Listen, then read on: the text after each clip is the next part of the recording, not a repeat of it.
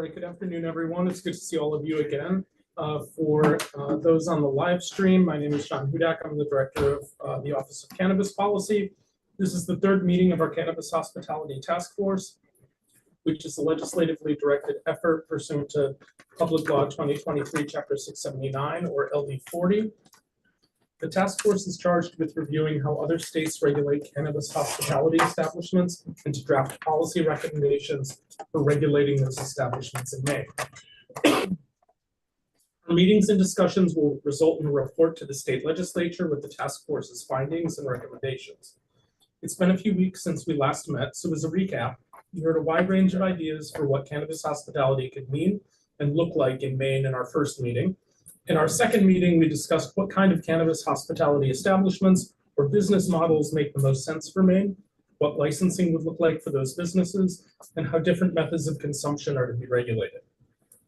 Following those first two meetings, we had several requests for a guest speaker to help provide a better understanding of Maine's smoking laws. I'm happy to share that Assistant Attorney General Elizabeth Reardon will be joining us today to help with that. I'll turn things over to her when she arrives. Before we segue into our agenda, I wanted to remind everyone of a few housekeeping items, which all of you have been really great about so far, but it's important for me to reiterate them. It's important to keep things respectful. We ask that you keep comments and questions focused on the issues we're here to discuss and respect each other. This meeting is being recorded and live streamed. Video will be linked after the meeting on OCP's Cannabis Hospitality Task Force webpage. So please know that anything shared here today will be public record. Because we have a mix of people participating in person and online, we'd like everyone to try and raise their hand before commenting. Those of you on Zoom can use the raised hand emoji and Zoom's reaction function. Use the chat and or physically raise your hand on videos so we can see. As you guys know, I have sort of a mixed record so far on actually seeing you on live stream if your hand is raised, so my apologies, but the team will keep me in line to make sure I notice you if I miss you for an extended period of time. I know I said at the last meeting, but I'll explain again today. I've been really impressed with the work this group has done. Everyone has been thoughtful, reflective, responsive, shared their own personal experiences and views, as well as the views of colleagues, coworkers, other businesses, experiences they've heard from other states, elsewhere in state government, etc. And I'd just like to continue to build on that type of momentum that we've had. Task forces can be a real mixed bag, but I've been super impressed by this group, and I know my colleagues at OCP have that as well. I also wanted to thank all 15 voting members for taking the brief survey we sent out in between meetings. It's been extremely helpful for getting a better sense of where the group is after the discussions that we've had so far and to inform the rest of the work. You all have received a handout and electronically for those online about the results of that survey. While I can't say the survey has sort of been all over the place, there are some really common themes that have been built in. About 2/3 of the group, 2/3 of the respondents said that they either are in favor of or somewhat in favor of smoking indoors, smoking outdoors, vaping indoors and vaping outdoors. So that's been a pretty clear trend line through the data that we found. There is a little bit of mixed opinion on the priority for implementing different types of cannabis hospitality establishment models, but we have more to talk about in that sense as well. There is obviously pretty significant support for a variety of different models, and the data bear that out as well. We also asked individuals who are members of the task force who are in the adult use cannabis program if these were the types of establishments that they might be interested in expanding their own business to. There showed some pretty robust interest for on-site consumption and cannabis-specific experiences or specified events, as well as traditional consumption lounges. And as you move down the list into other options, the support for each of those, not generally as part of policy in Maine, but the interest in their own business decreased. But there is some support even among the business owners in the group about some of the activities that we have talked about so far. While we're not locked into the survey results by any means, we're hopeful that we can use the data as a guide to move forward into more detailed discussions. Today, those discussions will include 3 topics: smoking at cannabis hospitality establishments, non-cannabis products or services at cannabis hospitality establishments, as well as local control, which all of you know is a pretty big topic, particularly here in Maine. Is Liz with us? Okay, great. So to start us off, I'll turn it over to Assistant Attorney General Elizabeth Reardon, who's joining us remotely to provide an overview of Maine's smoking laws. Liz, welcome to the Cannabis Hospitality Task Force. Before you jump into an overview of the state's smoking laws, could you just give a brief introduction of yourself and a little bit of a background on what your role is in the AG's office? Sure. Hi, I'm Elizabeth Reardon. Thank you for having me. I work on tobacco issues for the Maine Attorney General, and so that looks at tobacco smoking and use in a public health area, as well as the Tobacco Master Settlement Agreement, and ensuring that we continue to do our job on that. And so today I'm going to be talking to you a little bit about Maine smoking laws as they stand. I have about a 10-minute PowerPoint that I was going to put up that just has the language of the statutes as we go through them. And then I can answer questions as needed. I'm going to try to share that right now.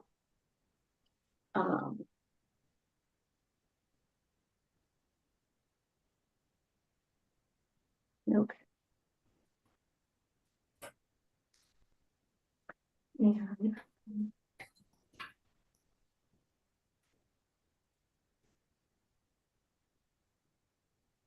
Okay, you and everyone sees the PowerPoint screen, yes? Yep. Okay, so today we're talking kind of generally about Maine smoking laws.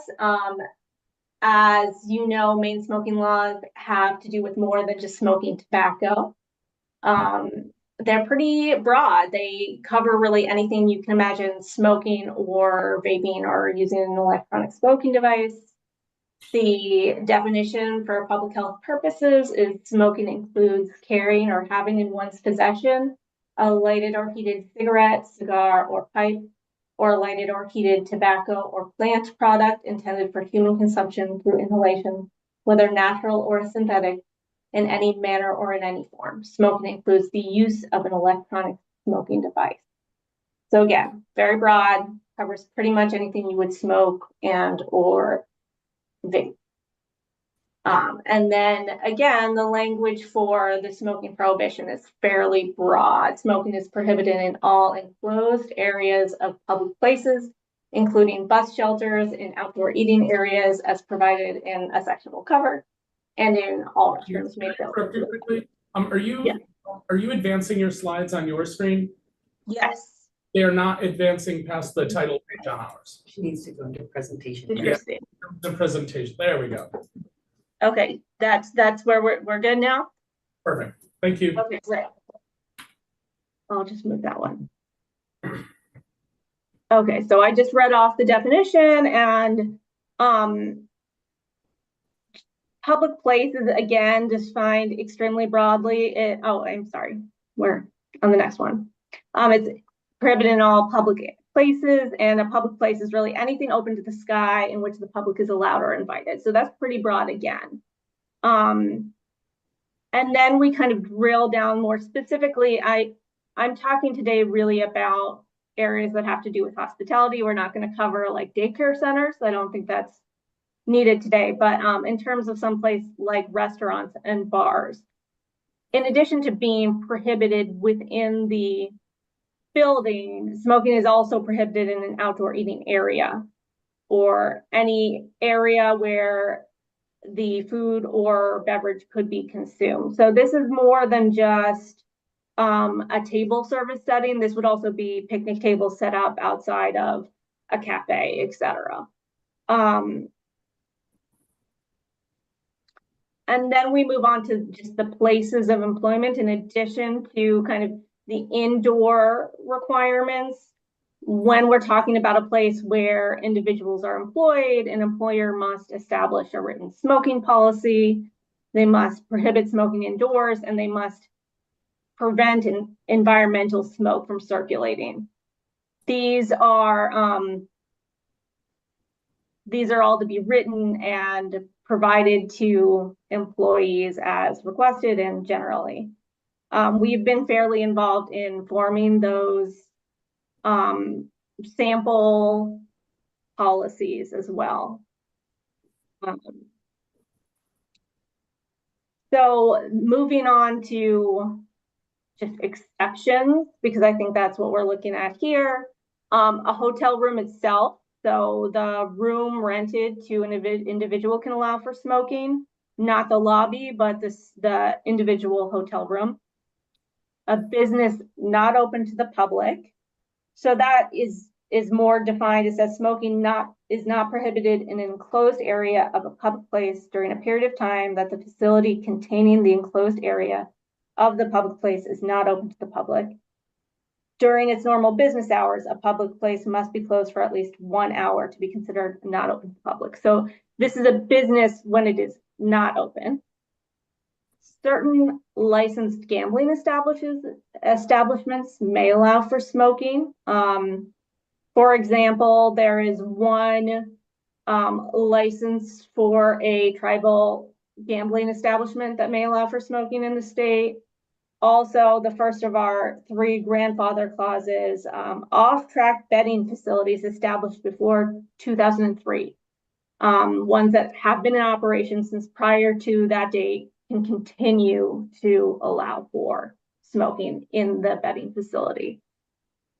So then tobacco specialty stores. Tobacco specialty store is really a smoke shop. It's a small business under 2,000 square feet, at which at least 60% of the gross revenue comes from tobacco sales or tobacco related products. And there are other regulations that govern these stores, including that they have to card at the door. And these facilities can allow smoking within them. As it was explained to me when I started, this was originally intended to allow for testing of a nice cigar prior to purchase. However, the legislature did decide that to prohibit the preparation or consumption of food or drink in these stores, unless, again, a grandfather clause, it was established prior to 2007 and licensed to do such, has continued to operate in the same place, doing the same thing, etc. So I've gotten a number of questions about the one remaining cigar bar. They were written into the statute, basically. As they were established prior to 2007, they have continued in operation. This was essentially a phasing out by the legislature of these types of establishments.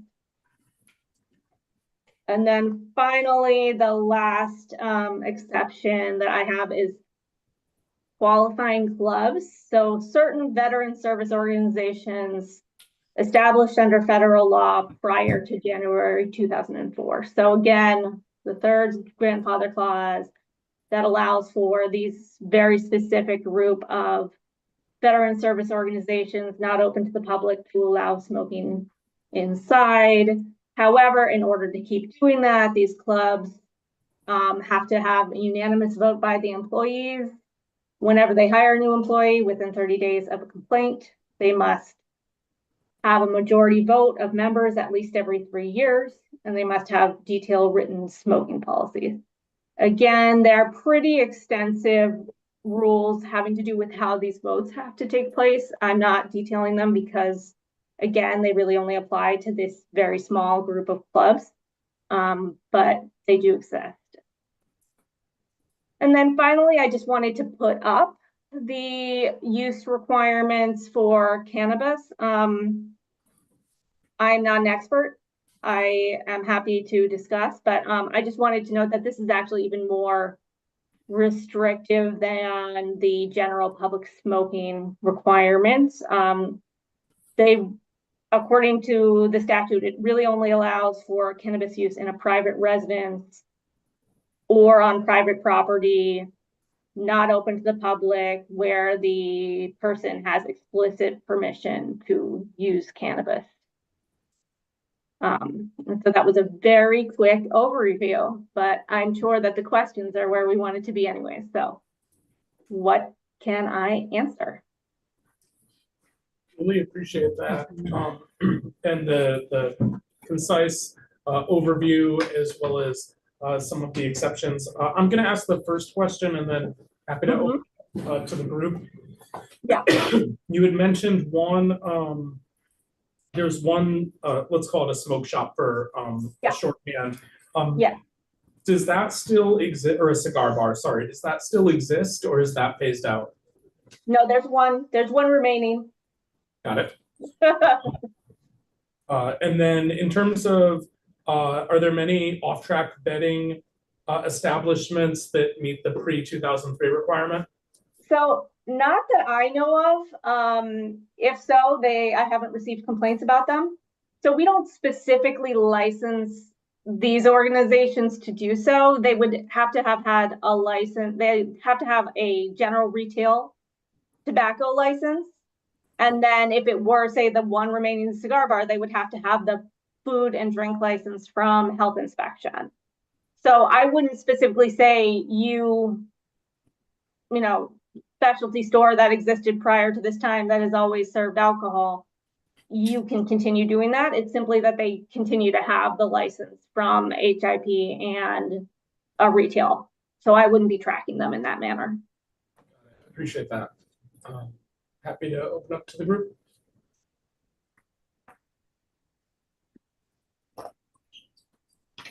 Sam.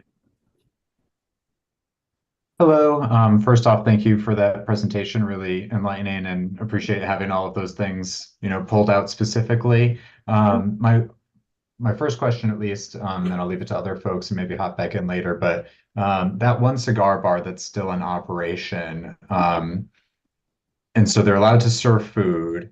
Are you aware? Are there any specific regulations? I know they'd apply only to that cigar bar, but as in terms of like HVAC, employee health, that kind of thing, are there any regulations related to, and I guess this would also apply to the cigar or to the tobacco specialty shops that don't serve food. Are they required to have like an HVAC system? I don't know of any anything like that? requirements.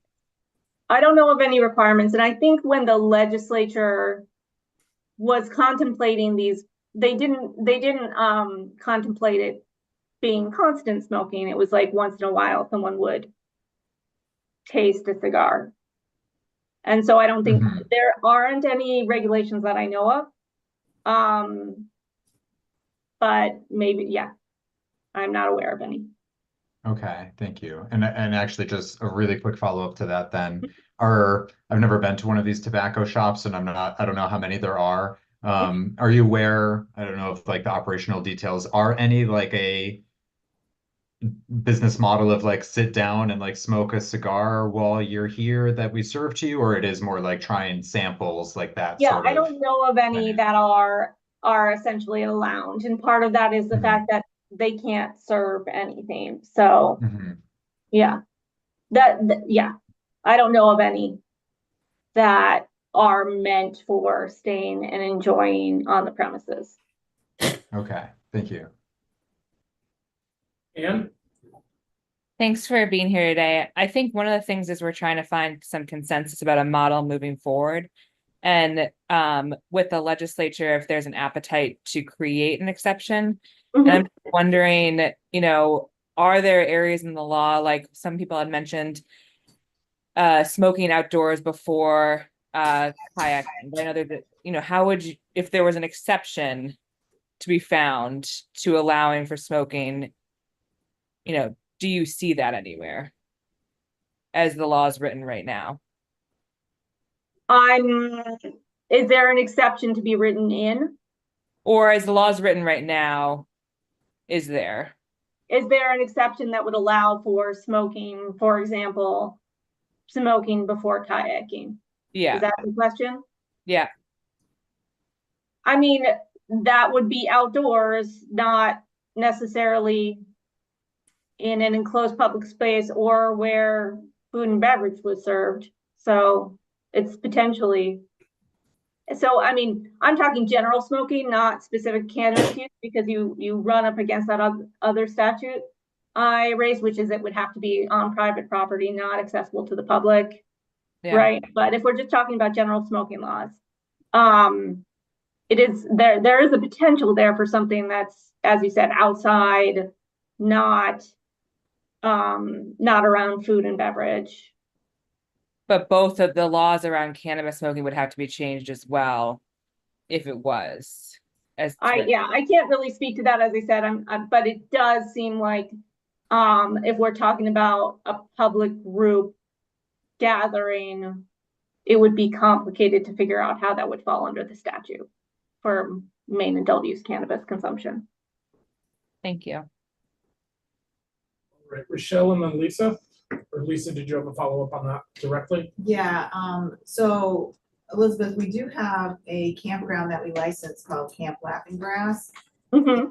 It is on private property, Mhm. 21. So just in this conversation, I'm just thinking of that one example Sure. that we have licensed. They don't serve food and drink, it's just licensed as a campground. Mhm. That's kind of an example, I guess. Yeah. That does sound like it would be an example. Rochelle and then Rose. Sorry, I had trouble unmuting, I guess. So I guess that leads me to in exactly what the question that was just raised.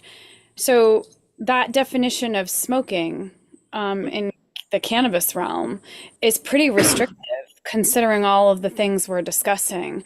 How are we going to tie that together? I guess this is more for John and some of the folks that will, obviously be taking this to legislature. How is that going to tie? Because you're talking about some of these places, we're talking about events. I mean, events that I'm thinking of are going to be in public spaces potentially, and how are we going to broach, I guess, modifying that? That's really restrictive compared to the actual smoking laws, which, not to be sassy, but tobacco's way more harmful than cannabis smoke to your lungs and many other parts of your body. So I don't know. I can't speak to that, but yeah, that seems like a John question. yeah, so I think it was more like, hey guys, how do we handle this? Because we're all talking about making significant changes and hopefully strides to bring our business into the hospitality space, but a lot of those spaces are public spaces that we're talking about. Yeah, I think thanks for your question, Rochelle. I think it speaks to the complexity of the area of policy we're wading into, and that these types of changes are going to have ripple effects across categories of statutes that need to be considered as legislators may choose to do what they want to do with the report that we put together. But there are certainly scenarios excuse me, in which the done poorly, legislative change here could be crippling to the ability of this hospitality businesses to operate. And so I can say some of the previous proposals before the legislature since I've been here have not considered these types of issues. And as I said at the outset, if we are going to make recommendations to the legislature, the last thing I want is to make recommendations that are doomed to fail because they don't take into account some of the existing statutes in other areas. And so it's a really good point, Rochelle, and one that I think is important to focus on in our report that we put together.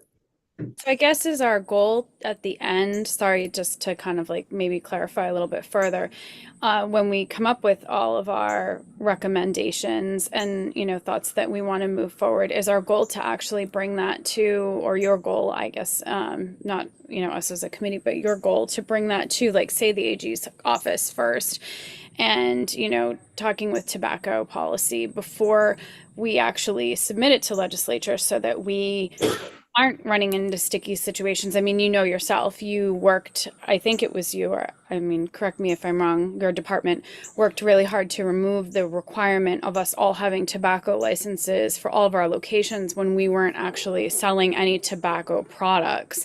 It seemed kind of silly. We were all paying, I mean, whatever it was, $300 a location to just to carry, you know, sell vape batteries and glass. So I'm hoping that we can move forward with confidence that all the things we're doing are going to kind of meld at the end with all the departments. Yeah, it's a point well taken, Rochelle. I think the key goals of this report is to essentially lay out for the legislature, here are not only recommendations, but here are landmines, that if not taken seriously, can blow up the entire enterprise. And so, making clear that there are considerations that need to be taken, in coordination with other departments, is critical. I think the value of a report like this is being able to communicate to legislators, if you're going to put a bill together, here are the ideas that the task force endorsed, didn't endorse, had mixed feelings on, et cetera. But also, here are the other departments you're going to want to communicate with, and the topics you want to communicate with them about if you want to put a bill together. Thank you. Ultimately, we're not putting a bill together. We're just putting a report together. The legislature can do with it what it pleases. Okay. Thank you. Just trying to wrap around my head around it. Appreciate that. So I have Rose, Sam, and then Lexi. Well, that's, you know, I just, you know, I know any law that is in place can be changed. So, you know, I think if I wrote it down correctly, the 28B, 1501 2A that has the cannabis smoking laws, you know, that just needs to be changed. And maybe there needs to be a whole set, you know, of cannabis consumption rules and regulations. But it doesn't necessarily fit, you know, cannabis is its own thing. You know, so we know that we don't want to mix cannabis and alcohol in the same location. I'm down with that.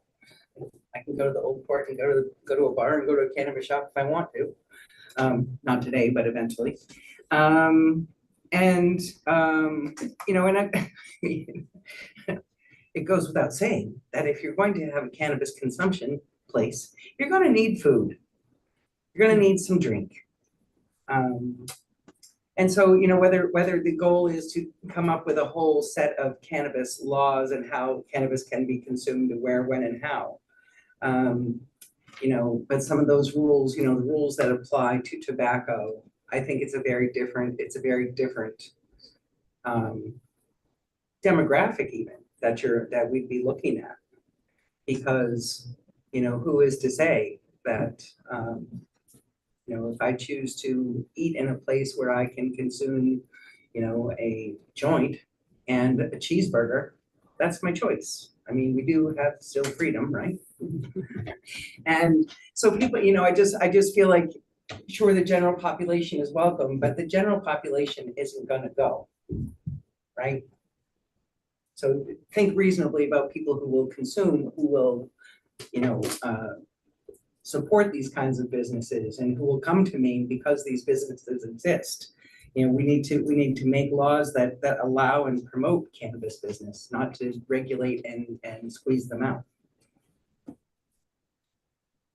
Thank you, Rose, Sam, and then Lexi. All right, yeah, thank you. So I was just referring back to the smoking statute that we were discussing last meeting too, and one exception that I think wasn't in your presentation that I've just got some questions about is the bingo parlors exception. Unless I missed I it. think that's what I was talking about with the casino. So that refers back to the statute that allows for the one tribal casino. Okay, because I was wondering, Yeah. because I know, yeah, because it says any places where bingo games are being conducted, that's only allowed at casinos. That's not like a church basement or Um, other sort let of me see. event That's what I kind was, of thing. you're looking at the, It's yeah, it's K in yeah. the 1542. With the provisions of Title 17, Section 314A, and I believe Yeah. that that's what I'm talking about. But I can get back to you if it's not. I can make sure that my research is correct and refer back. But as I believe Okay, that yeah. provision refers directly to. Okay. Yeah, that would be really helpful. I'm just kind of curious Sure. of how widespread that exception is being used. If it is just one casino, that's simple enough. But, Yeah, it's, I've never been to a bingo game in Maine either. I know in certain states, like any church or like, it's common in a church basement sort of thing as a fundraiser or whatever. So, just was curious of how widespread that was. yeah, Um, no, it refers to, it says eligible organizations. The gambling control unit may issue a license to operate high stakes Beano or high stakes bingo to a federally recognized Indian tribe upon receipt of an application submitted in a manner prescribed by the director. And then it says that the gambling control unit may not issue more than one license under this section. okay, interesting. Um, Thank you for that. Yeah. And then a follow-up question there too. So not specifically the bingo, but I guess just for any business that is getting these exceptions, is there any sort of uh proactive process that they need to do? They don't like get a permit. It's just kind of a defense that if someone complains like, hey, there's smoking happening here, then they can say, oh, but we're Well, so under this list of so exceptions. yeah, so the in terms of smoke shops, so tobacco specialty stores, it's simply defense. I don't Mhm. guarantee them. It's just that if they were to allow and there was a complaint, they would have to show those things under the statute. In terms Mhm. of the high stakes Beano or bingo, they would need to be licensed under that regulation that we just read. In Mhm. terms of qualifying club, they would have to have the federal charter, etc. And I'm not sure with offsite betting, I haven't encountered it. Okay, perfect. Yeah. Thank you. Yeah. Um, and then the only other thing that sticks out to me here, I'm curious if you have any more detail on exception C, how it's not smoking is not prohibited when taken as part of a religious ceremony, as part of a cultural activity by a defined group. Um, Yeah, I didn't cover that because that's a First Amendment issue, but and mhm. I don't have any experience with it either. We haven't had a lot of questions on that one, but Okay, yeah. yeah, yeah, because I'm assuming that I don't know where the defined group is defined. I know with certain other drugs like peyote that Native American groups get a certain exception under First Amendment issues to Yeah. consume when other people can't. That has It's some saying kind of that a clear if it's definition, I a imagine, religious somewhere. practice, you can't Yeah. partake. Okay. Yeah. Yeah, thank you. Lexi? So I guess if I'm hearing this all right, it's not only like thinking about potential changes to cannabis statute, it would have to also change the definition of like smoking and like that public places. And I think just with my experience, and Jiffy, you can probably speak to this too, tobacco advocates are 100% not gonna go for a change like to smoking definitions, and I really think that that would be a big fight, because if that changes, I would think that there could and would be a ripple effect in like our really strong smoking and tobacco free laws, which I think have been a challenge to get to. And so I just think that is a big consideration for this group is that that's gonna be a big fight and it would probably draw a lot of tobacco advocacy organizations on the public health side to the conversation as well. And so I just think that's something to really consider here. Changing that would be, I think, a massive undertaking. Rose? And with that point, then doesn't it just make sense to have a whole separate set of statutes and laws and regulations? And if, you know, I mean, if a place wants to go ahead and authorize cannabis consumption and tobacco consumption on the same place, you know, I'm not necessarily in favor of that. I don't like cigarettes. I used to love them. I don't love them anymore. But I do, you know, big tobacco will fight anything until they can make money off it, right? So.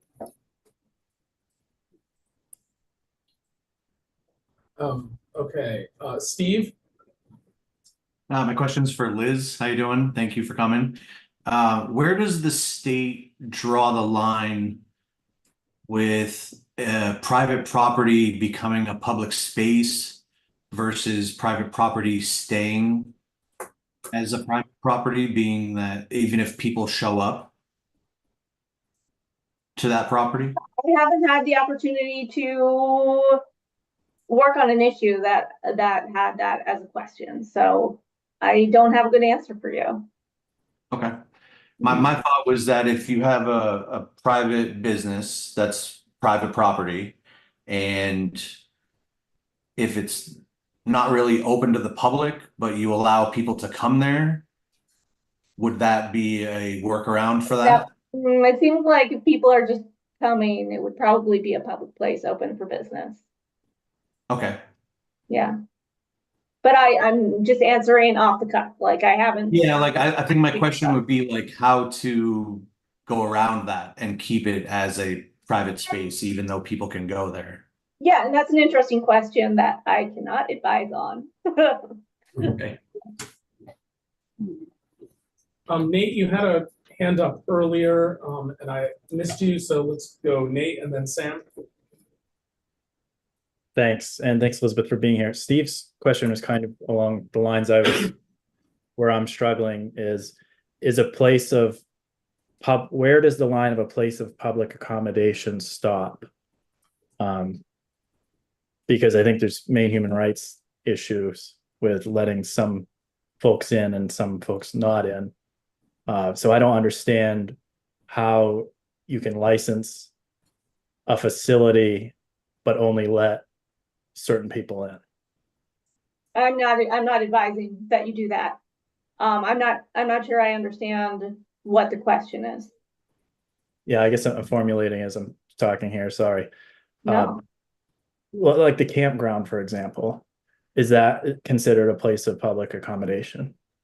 I'm not familiar with the licensing for the campground. I guess somebody's saying they determined it wasn't. I can't speak to that instance. I don't know the details of it.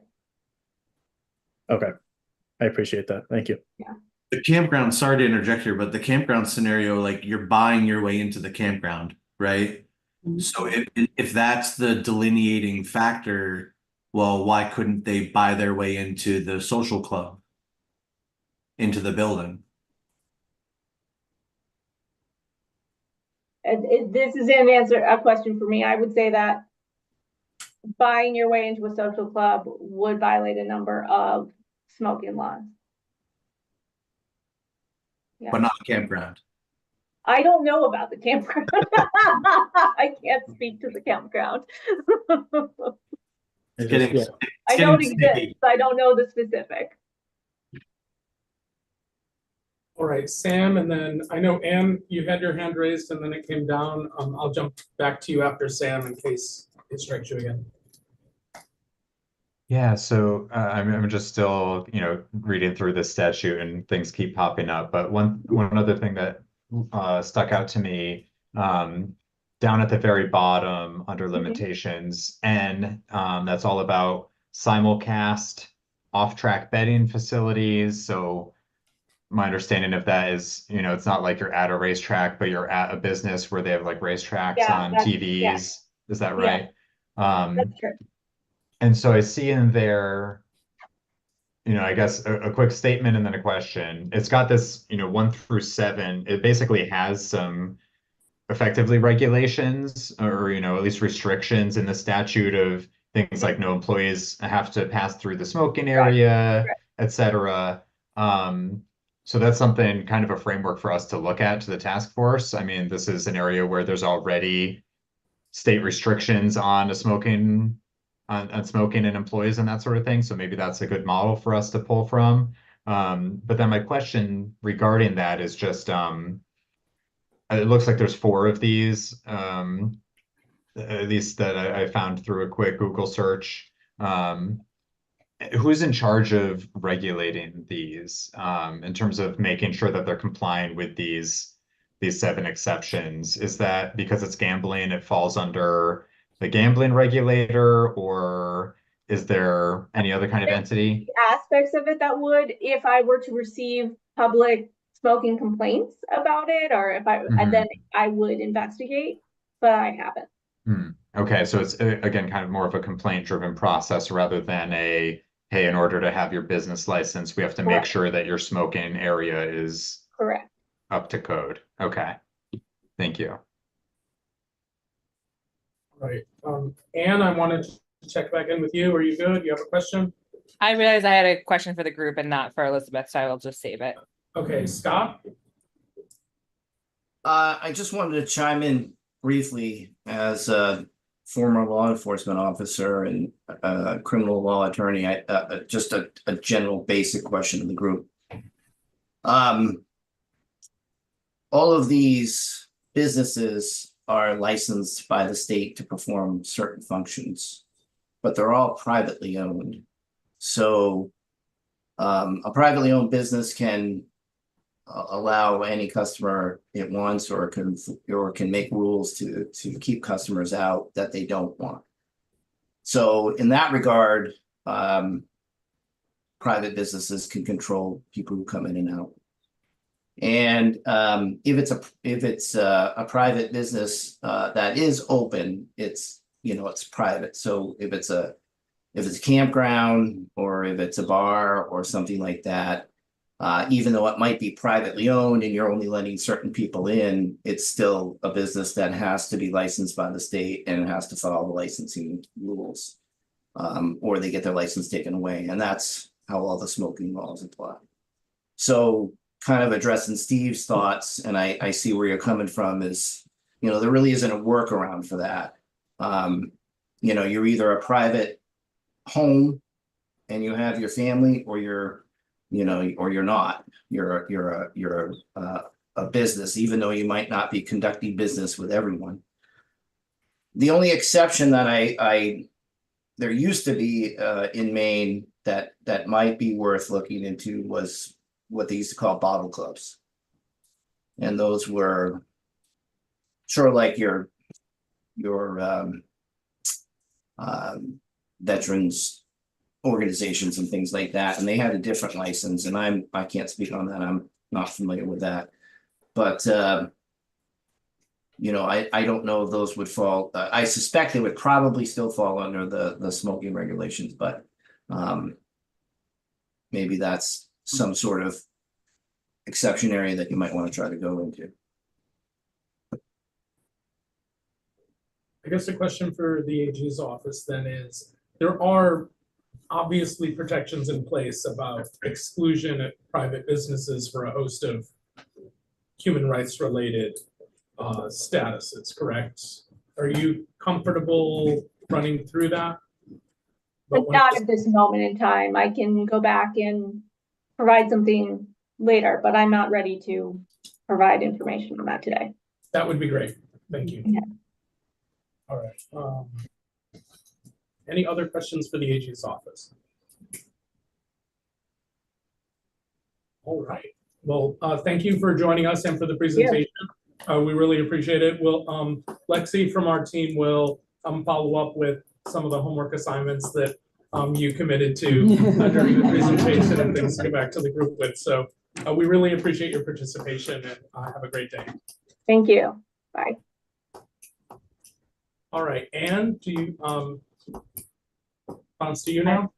Yeah, I'm happy to go. I guess maybe this is not a popular opinion because I've heard that smoking is the preferred use of a lot of your business. But to me, it feels like this is a really big hill to climb. I think someone mentioned that changing smoking laws is hard. I know that there are ways you could do it and laws can be changed. But this is where I wonder with the group, like starting small, suggesting, specific edible type of adventures could be a good way to kind of start the industry here in Maine and actually have some success. And I guess that's maybe not a popular opinion, but it feels like if we wanted to have success in hospitality, starting small would be easier than trying to change smoking laws that have been very well structured over the years. So, and the next thing I wanted to jump into was sort of ideas that the group had based on the conversation we just heard. So I think that's a good place to start, to hear from the group about Anne's thoughts on starting small and then growing hospitality from there. Jiffy, then Rose. I tend to agree with you, Anne. Coming from a public health point of view and keeping people safe, our youth and neighbors and public safety. When we're thinking about the tobacco laws and how they've been pretty firmly put in place, fought over for a long time, and now we're where we are, it does feel like you're climbing those salmon dams. The other things that I worry about from the public health point of view is if someone's smoking, whether inside or outside, how we're keeping the employees safe, not inhaling secondhand smoke, having secondhand contact, also keeping the non-using consumers safe, customers, people who may be the designated driver for their friends. How are we going to keep them safe in a business that has indoor outdoor smoking? And then also the nuisance odor. I recently went to New York City, and just walking up and down the streets of New York City, all of a sudden you come into contact of a pungent odor. My mother was like, "What is that smell?" And she's a substance use counselor. Me saying, well, they can smoke in public on the streets, where maybe they can't, but they do. And smoke, what kind of smoke? And that's when we had the conversation around cannabis being legal in New York. So, I think those are some very important things to keep in mind, because we're not really doing our job if we're putting people in dangerous way. So yeah, maybe we just start with edibles and see how that works and go from there. Right, I have Rose, Sam, Rochelle, Steve.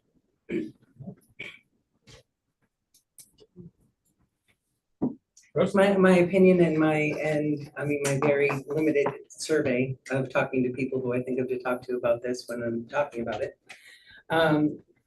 Not having smoking as part of the introduction, I think would would be the first nail in the coffin of the whole idea. And 70% of cannabis consumers consume by smoke or vape, I guess. So you don't want to start off with an exclusionary model. And the fact is that it's happening anyway, as we've talked about in here before. I mean, you can walk down the street in Portland. You don't have to go to New York City. You walk down the street in Portland, and you're going to encounter someone smoking marijuana. The interest in having it, people who aren't interested in cannabis, I can't imagine that they would go to a cannabis smoking lounge unless it was their goal to go there to complain about it. There are people in every area of the world who would, just want to complain. But you know, you're talking about a specific demographic of people. You know, people who use marijuana want to be able to go to a place where they can use it together with their friends, maybe have a beverage, or go kayaking, or whitewater rafting, or whatever it is, you know, and sort of the, you know, I think the stigma of smoking marijuana needs to be addressed. That it's healthier. It's healthier than cigarettes. I haven't researched it, but I am going to say, you know, there will never come a day when I don't think, I guess I shouldn't say it, but I don't envision a day when I would smoke 20 cigarettes in 20 joints in a day. That would be a bit daunting. Smoking 20 cigarettes in a day, smoking 40 cigarettes in a day, completely doable, depending on the circumstances. You know, this is not a group of people who need to be legislated, really. People have been using cannabis for decades and scores. And it's just, you know, now that we can purchase it in a public place and it gets taxed, and, you know, there needs to be sensible laws related to the consumption and the preferred methods of consumption. So I get that smoking is bad. I hate cigarettes. I happen to love cannabis. And I don't like being around people smoking cigarettes. It is unhealthy. There's a reason I quit, and I used cannabis to do it. And people are using cannabis to quit drinking, and people are using cannabis to change all other manner of behaviors. You know, without getting into the medical side of it, but even as a person, you know, people who you know, really have agency over their own bodies with the legal sale of marijuana, I believe it's probably you know, impacting several similar industries. Too bad. Sam, it looks like Rochelle dropped off for a minute, so we'll do Sam, Steve, Lauren, and then Pablo. Yeah, so just to respond to the, I think, main topic of, you know, starting small, definitely sympathetic to the idea that, you know, we want to put forward a proposal that the legislature is going to pass, or at least has a very good chance at passing. Don't want to bite off more than we can chew there. And, you know, I'm open to that if it means, you know, trying to keep things simple instead of saying, hey, we want 10 different license types. They're all going to be regulated in different ways. You know, that can get kind of complicated and daunting and might drag the debate on pretty long. But I think whatever we do propose as a bare minimum, we really need to have indoor inhalation of some sort. I am personally fine if that is just vaping rather than smoking. I think, you know, smoking is probably better if we could figure it out, but if it's outdoor only, we're in Maine, that's not going to work, even with like heaters outside, saying, you know, you can drink inside, but you can only smoke outside in the dead of winter is a tough sell. But then also, if it was edibles only, as we've talked about in some previous discussions of how long the onset can be there, and how people are easily able to consume edibles before going to any sort of business establishment, movie theater, whatever. I don't think that that's really a viable business model, so we'd be setting up to fail there. So I think we do really need indoor inhalation of some sort, but I'm open to keeping it simple. I really appreciated the poll that was sent out, asking like, what do you want? And also what are the priorities? So if it is, hey, we're going to do one license type to start and then trying to open it up in future years to additional license types once we've like had some experience on that. I think that that's, you know, a reasonable thing to do if there are concerns there. But the one issue too that I want to express, I know that those had like a restaurant food-based model. Traditional consumption lounge was the one that was a majority first preference, far above the restaurant food model. But I think at the bare minimum, we at least need to allow like prepackaged food or something, because saying, okay, you can sit here and smoke, but you can't even get some sort of, you know, we need water, non-alcoholic drinks. prepackaged food or something that they don't have to prepare as a kitchen. Just because, you know, if you're saying you're not allowed to leave and having a bunch of people smoke and they're going to want to eat, I think that's a very reasonable thing. So we need to make sure that these businesses have the tools to actually succeed and have consumers want to be there rather than smoking in public or driving around and all these alternatives that we're trying to get people away from and into these new businesses. Thanks, Sam. Steve, and then Director Stewart. Yeah, so being a med and AU business owner, I've thought at length over the past, month since we started this, like the edible only model. I don't see a way that would ever get off the ground. Sure, you can open it. I just don't think people will show up for it. As far as like safety of employees and things like that, if you have the proper HVAC in place with filtration and the proper air exchange rate for the size of your facility, that shouldn't really be an issue. And I feel that this is kind of like a swim at your own risk kind of situation where if you're going into a cannabis lounge and smoking is allowed, you know what you're walking into. And I think, we have signage right now that is required in our stores for a number of different things.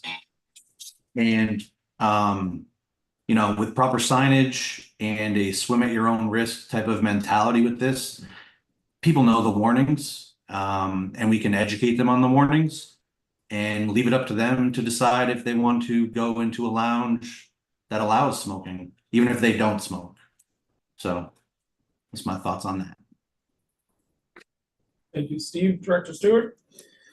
Yes, thank you. Actually, my comments sort of work very well with what Steve just said, in that, today we really haven't had an opportunity to talk about driver safety post-consumption. So we've mentioned it a couple of times in our meetings, but we haven't really had a thoughtful conversation on what that might look like, because we're still trying to figure out what sort of consumption sites we might want to stand up. But it occurred to me that, unlike edibles or alcohol, if you are to encourage someone who was going to a cannabis hospitality place, a business, if they, planned ahead and brought a designated driver, that designated driver wouldn't be able to go into an establishment that allowed smoking, because they would obviously feel the effects of, what was going on in that room. So I just wanted to bring it to everybody's attention that we probably should, as we move further, maybe put traffic safety or on the agenda for a discussion about what that might look like after some of these cannabis establishment issues are worked through. Thank you. Thank you, Director. We can definitely add that to our meeting for, meeting for agenda. All right, I have Pablo and Heather, and then if Rochelle is back, we can jump to her. Yeah, so mine was pretty similar to what Steve was saying. Just following up off of what Lexi sent the group about the active adult use businesses. For cultivation facilities, there's 87. Manufacturing facilities is 70. And not knowing how many of those manufacturing facilities are actually licensed to create food, it kind of brings up a topic of equity in this availability for all adult use businesses to participate.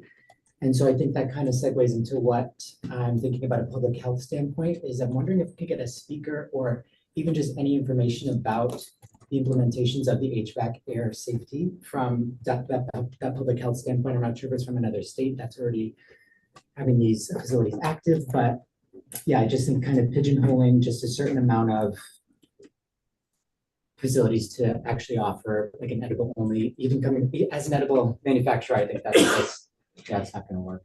Yeah.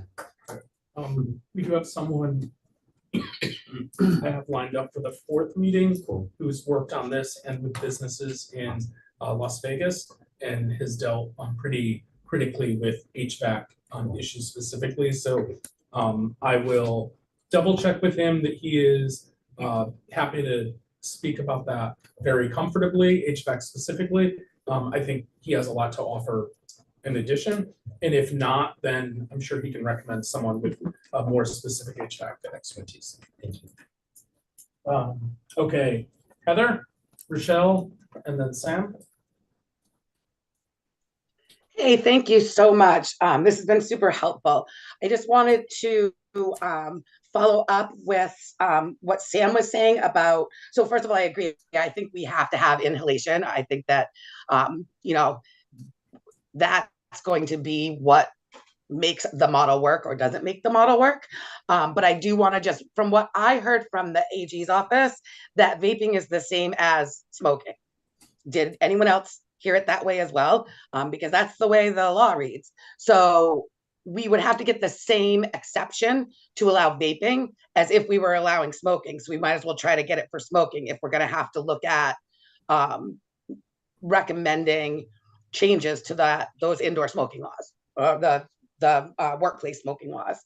And then, so I think that concerns me a little bit. I wanted to just fall back, someone had mentioned the model of the bottle clubs.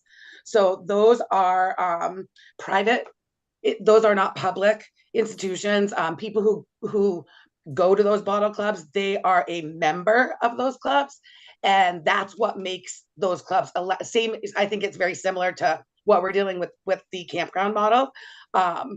You're a member, it's not open to the public. That's how you can avoid the public smoking laws. I don't know if any, there's plenty of those still around, any Eagles Club, anything like that is one of these private clubs. I do not know if those clubs are continue to allow smoking. I know when the workplace smoking laws went into place in Maine, they were excluded for some period of time. I don't know if that sunset at some point, but that's how that model works. And I don't know that that would really work for a consumption lounge. I think that it would be, I don't know how many businesses want to become a private club, because there's other kinds of liability in doing that. Mm-hmm. And then I wanted to address a couple of things about lounges, places, states where smoking or vaping is allowed. There's a couple of things that these states and sometimes municipalities do. So someone mentioned someone mentioned Nevada. And so I'm actually working on a consumption lounge, on opening a consumption lounge in Las Vegas. Las Vegas is probably one of the most challenging places in the entire country to do business. Their level of permitting and approvals and things like that is very significant. In particular, in this case, we're dealing with some Clark County, so some county level regulations that go beyond what the state requires. And as a consumption lounge, you can't get your special use. You have to have a special use permit issued by the county. You can't get that unless you have impaired driving prevention program that has actually been signed off by the, like the Office of Traffic Safety. So, someone had mentioned the concerns around impaired driving and, addressing those issues. In that case, the impaired driving program consists of training for employees to identify impaired driving, very similar to what we do now with alcohol. It also includes a requirement that the property owner or the license holder will not tow people's cars. There's a 24-hour, so basically you won't tow somebody's car for 24 hours. You'll let them park their car in your parking lot and you won't tow it if they choose not to drive their car home. And then the third piece of it, and then this one's the one that's more challenging, I think, for a state like Maine, is they require you to look for opportunities to provide discount Ubers or other alternate forms of transportation to your customers. And those plans are being approved. Consumption lounges in Vegas are happening. And I would argue that, almost every state has this workplace no smoking requirement. So I do recommend that if we are serious about allowing some kind of inhalation, we look at how the states that do allow some kind of inhalation, how they got around those workplace smoking prohibitions. And on exposure, on people being, whether it's the driver or it's employees being exposed, there are extremely robust air quality requirements in any state that I've seen around if you're doing that kind of indoor, if you're kind of doing that indoor inhalation option. They are very expensive. They are very robust. I couldn't tell you how successful they are because I've never actually had the opportunity to go into a consumption lounge. But I do a lot of work with my business partners on figuring out what exactly it is that we need to do in order to comply with those. So I would also recommend that we look at what those indoor air quality requirements are in other states and see if we can mimic them. And I've used up way more of my time. Thanks. No, thank you, Heather. We can definitely look into those policies in other states. Before I jump to Sam, Rochelle, I wanted to check back in with you, see if you still had a question. She said what? Oh, okay, she's away, you said? Okay, Sam? Yeah, so again, just responding quick to some points that were made. Heather mentioned it too, but just, yeah, on the designated driver concern, I think, you know, if we have indoor inhalation, we definitely need some sort of HVAC requirements, even if these tobacco lounges don't have it. You know, I think tobacco smoke, as far as things like lung cancer, it's been shown to be worse than cannabis smoke, but secondhand cannabis smoke, in terms of impairment with driving and things like that, I think would, you know, be worse than tobacco smoke because you can, you know, tobacco doesn't impair driving. But, you know, if we have those HVAC systems, you know, at bare minimum, they have to be good enough to be having the employees not intoxicated all day. So if they're at that level, they'll also be good enough for designated drivers to not be intoxicated. So I think, you know, it's great to encourage designated driving, whether it's alcohol or cannabis. So I think we can still, you know, work with that sort of concept and encourage it, maybe even through stores, discounts or whatever, as one way to mitigate driving risk. And then what was the other thing? Oh yeah, Heather's point about in the eyes of the law, it seems that vaping is smoking, at least as far as clean air stuff goes. That's my reading too. There's a few clauses in there that says, you know, electronic smoking device. They even call it electronic smoking, but it includes e-cigarettes, vape pens, in the definition. And then it says smoking, explicitly smoking includes the use of an electronic smoking device. So whether we're going for inhalation through smoking or vaping, we will need to address those statutes in order to get, you know, exceptions to those made. Thank you, Sam.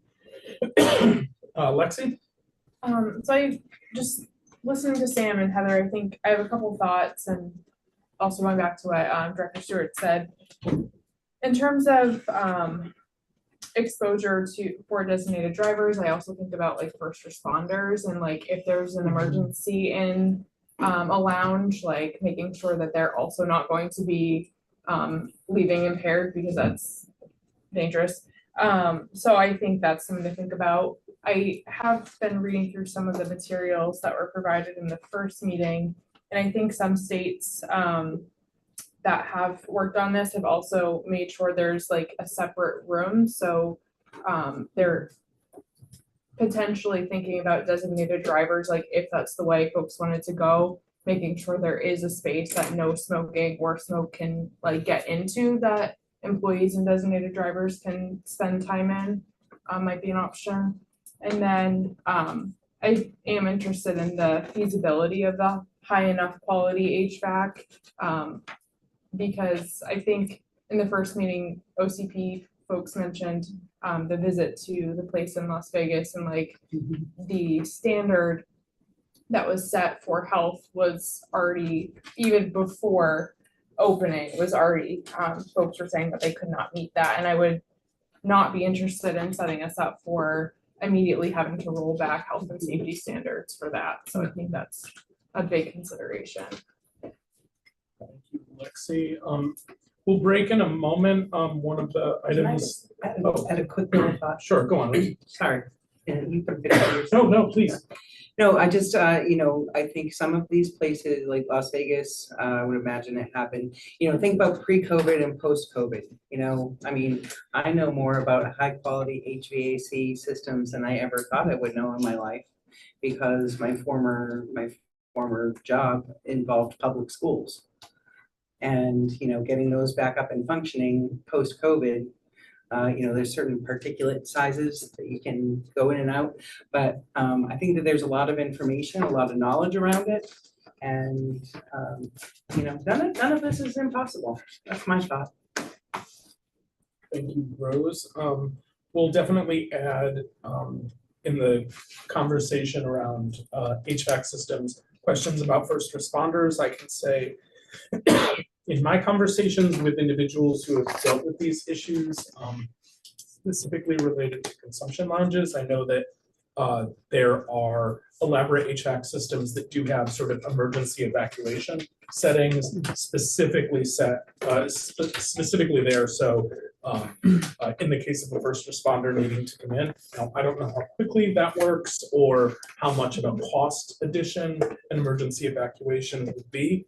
Those are good questions for an HVAC person, but we will definitely add that to the list. The last thing I'll say before we take about a 15-minute break is, I've liked all of the conversation. One of the nice things, particularly in the past 20 minutes, other than my coughing, is that people are thinking about not just what I think, what works for me, what works for my business, but what might other people's considerations be? Because ultimately, if a legislator takes the report, turns it into legislation, it needs to pass both houses behind us. And so thinking through what other people's concerns might be is a good way to sort of think about the legislative process more generally. And so kudos to the group about sort of thinking outside of just where you're at and what you're thinking. That's really important to this process. So it is 2:13.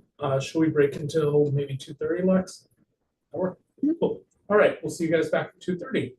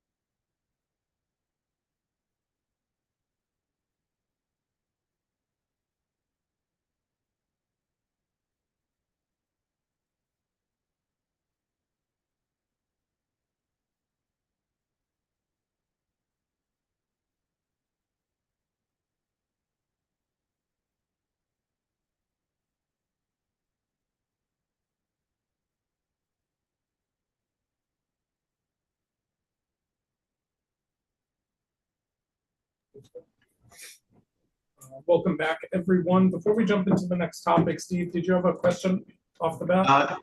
It wasn't really a question, but I had an idea, and I think it might go a long way to solve a lot of the concerns with the health issues and like what Lexi was talking about with first responders.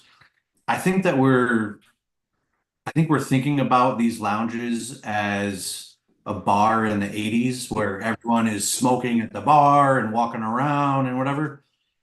I think that if we had smaller rooms designated for smoking only inside of the lounges themselves, that would keep employees out of there. It would be a designated driver can be in the lounge but not in the smoke room. If an emergency happened, you can have a designated employee that would go in and remove the person, if possible, from the smoking area. And I think that might be a way to address those issues without throttling this whole concept that we're talking about. Steve? All right, to transition a little bit onto our next topic today. One of the items that has popped up in the past couple of meetings, and it's already popped up today, are issues related to non-cannabis products or services at cannabis hospitality establishments. Part of this focuses again around client demand, but also if these establishments are going to pop up, whether they can be successful from a profitability perspective. As I noted at the outset, what I don't want is for us to provide recommendations to the legislature of ideas that are destined to fail. And so one of the items the legislation authorizing this task force asks us to consider includes whether food or entertainment may be offered at cannabis hospitality establishments. So looking at non-cannabis food or entertainment, because we have a range of different business models we're exploring, we'd like to think about that question as a group, based in part on the outline of priority that we provided in the survey and that the survey results provide. So let me hold those.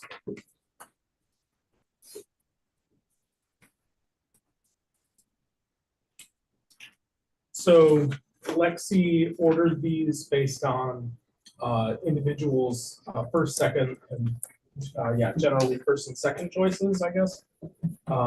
So traditional consumption lounge being first, on-site consumption lounge at a cannabis specified event, accommodation-based models such as bed and breakfast, on-site consumption at a non-cannabis experience or event, and then a restaurant and food-based model. I guess to start, sorry, I'm just skimming through my notes quickly. When we're thinking about a consumption lounge, cannabis products in whatever form they may be aside, it'd be great to hear everyone's vision for what else you think consumers should be able to do or purchase or consume at, we'll start with a consumption lounge. And I'd like to open the floor to all of you.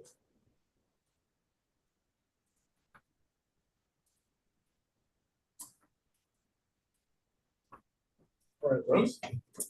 Absolutely food, and whether, I think we heard some comment about prepackaged. I mean, I think it would be nice also to evolve to a place where you can serve freshly prepared foods.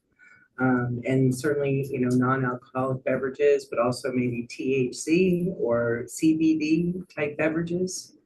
That that's kind of an emerging field, like cocktails, mocktails. I don't know what we'd call them, cannabis, and we'll come up with a word.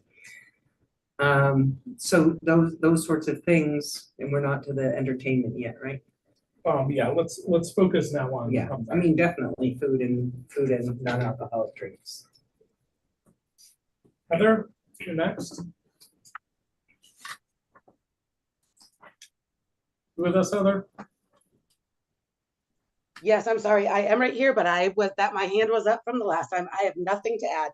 Okay, excellent. Just didn't want to skip over you. Consider it a red letter day, guys. I don't have a comment. All right, Sam and then Scott. Yeah, so it's if we're tabling entertainment for now, just thinking about food, going back to I think it was our first meeting.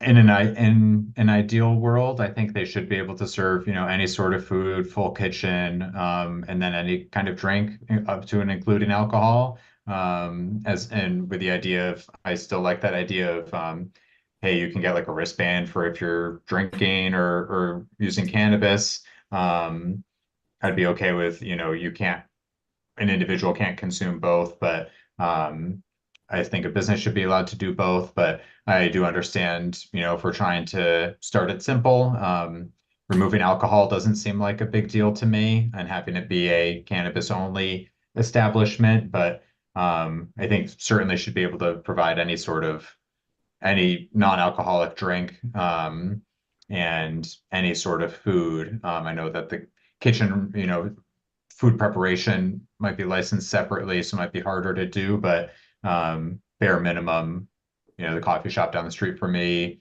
doesn't prepare their own food, but has baked goods from a bakery, that sort of thing. But definitely need food and drink. Scott? Just briefly, and I know we'll talk about traffic safety on the agenda at some other point, but I just would like you to consider, if we're going to do edibles or cannabis infused drinks, we have to consider the longer action time, the longer onset and the longer action time. I think that we cannot support reasonably serving somebody a cannabis edible at midnight when the bar closes at 1 a.m. and there's just no doubt they're going to be feeling the effects while they're driving home. And I think that another point, and we can address it later, is what the OUI law actually says about feeling the effects. I think that's important for this group to know. So thank you. Thank you, Scott. We'll definitely add that to that section in the future meeting. Julie. Yeah, hi. I just wanted to share that I actually was introduced to this really cool product that was developed by a doctor.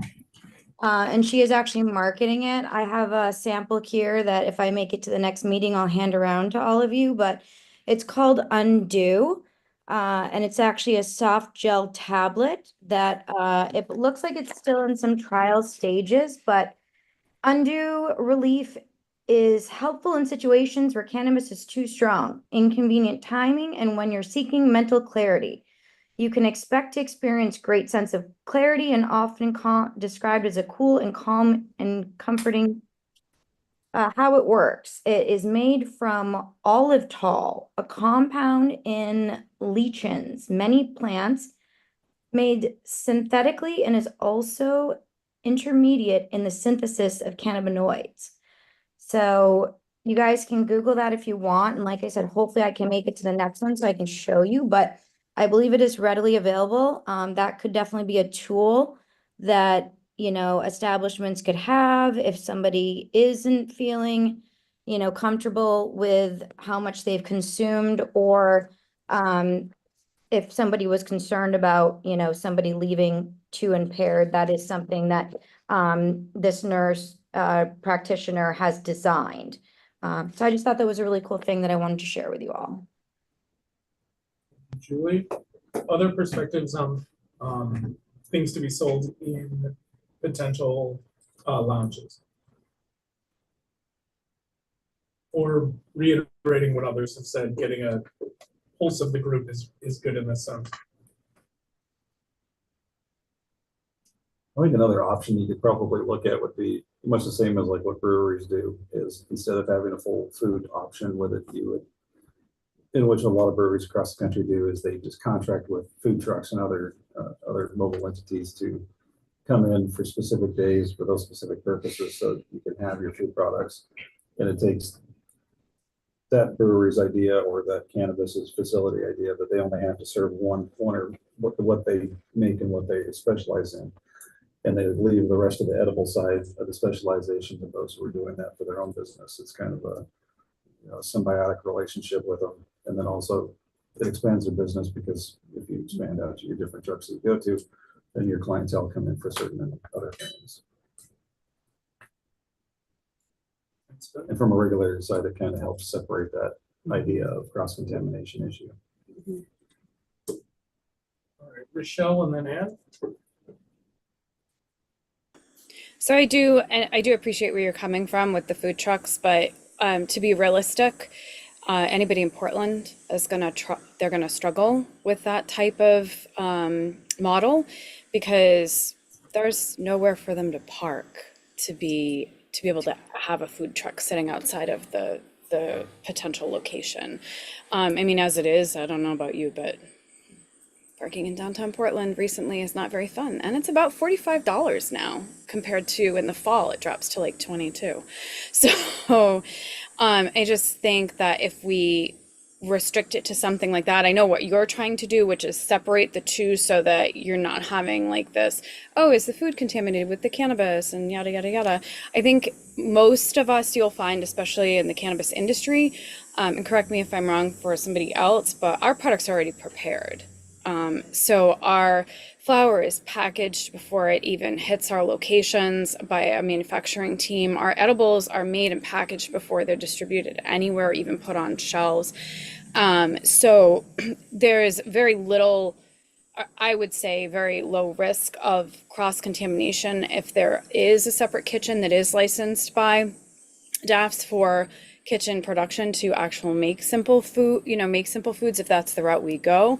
Because I think there's probably very few of us who are actually making our products in the same would be making our products in the same location. I think most of us would be bringing them in from another location, or wholesaling, or maybe a variety of the two. Thank you, Rochelle. Ann, and then Steve. I just wanted to chime in that I had only really kind of mentioned that the on-site consumption of a cannabis specific experience was one that I was supporting. So I don't have a lot of comments on the other ones, because I feel like that's not productive to kind of be a continued naysayer, but I just wanted to have a general naysayer approach to these. But I just wanted to remind the group that I think that everyone at this table probably does things very responsibly, but when we've moved to a market where everyone can be involved in that, that doesn't mean that everyone who would, participates as an industry stakeholder would be doing things responsibly. So I think we just have to remember that piece when we put laws into place, is my general advice. Little sass coming out. Job security, OCP guys.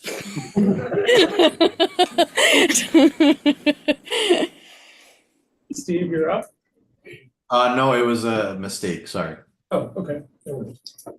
I hadn't really thought of it before, but I mean, would this also include like gift shop items if you went like had a t-shirts and I think that's an open question for the group. necessary, materials necessary, if you forgot your grinder and you buy your product there, which I think that's where we were before, that you buy the product that you're going to use on site. And then, papers, grinders, anything, within a full retail presence as well.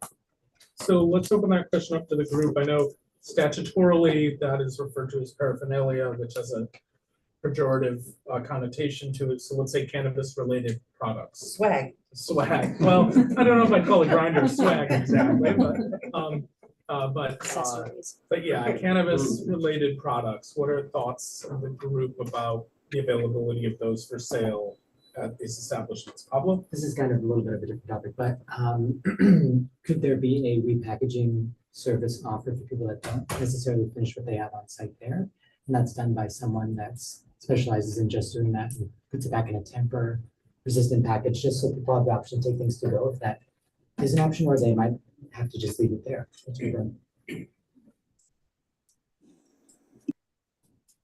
Steve?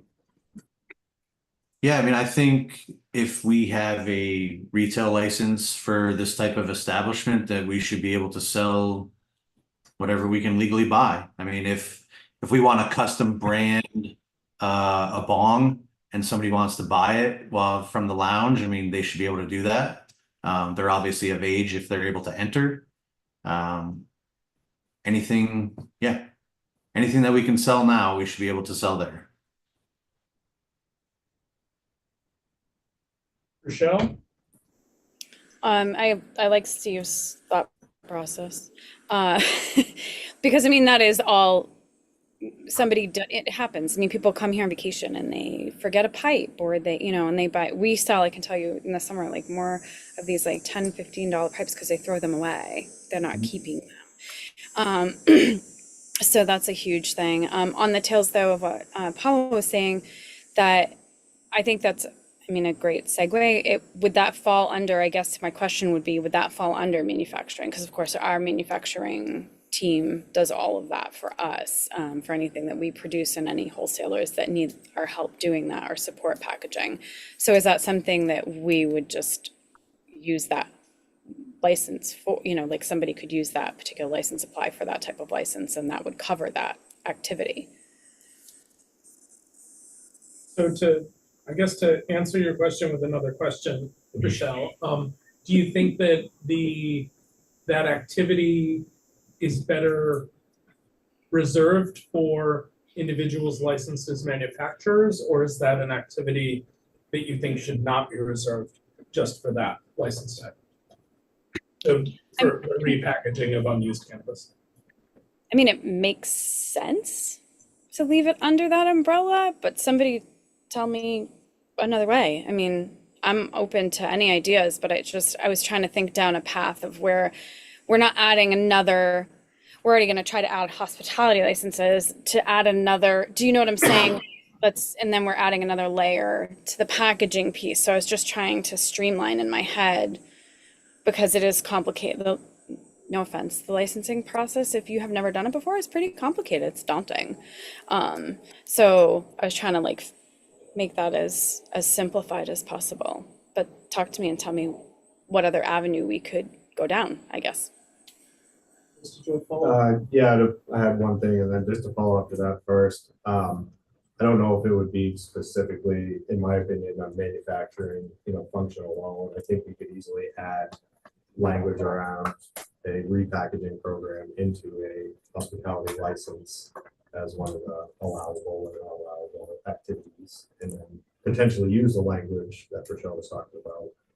But I wouldn't say it would have to be a separate, license just for that function. The point that I was going to speak to, just to get back to it, I do think that potentially having food there is a good idea. I think maybe to start with the prepackaged food or the food truck model, maybe a good option to start at a smaller pace. But I would say that a separation of the marijuana consumption or the cannabis consumption and alcohol consumption to start with, from a regulator standpoint, maybe a smaller bite to take off at first. Steve? Yeah, so as far as like the repackaging goes, I think it would be economical from the business standpoint that a manufacturer can put one gummy in a package easier than the lounge would be able to tear it apart and repackage it there. As far as like unused flower or cannabis, I think a lounge should be able to put that into a childproof, tamper-evident exit bag that the customer watches an employee seal it up and put it in there, and they're allowed to leave with it. That would conform with the retail standards where we have now, where everything that leaves the store has to be childproof and tamper-evident. So it would probably be just adding it into the lounge regulations as far as I see it. And I mean, we're already allowed to sell, we could sell a single 10 meg piece out of manufacturing right now if we wanted to. So that really wouldn't change anything on the manufacturing side. I don't think a lounge should have capabilities like a manufacturing facility, because they're obviously different facilities with different, outcomes and purposes. So I think adding it on to the lounge would probably be the easiest way to do it, allowing them to do that.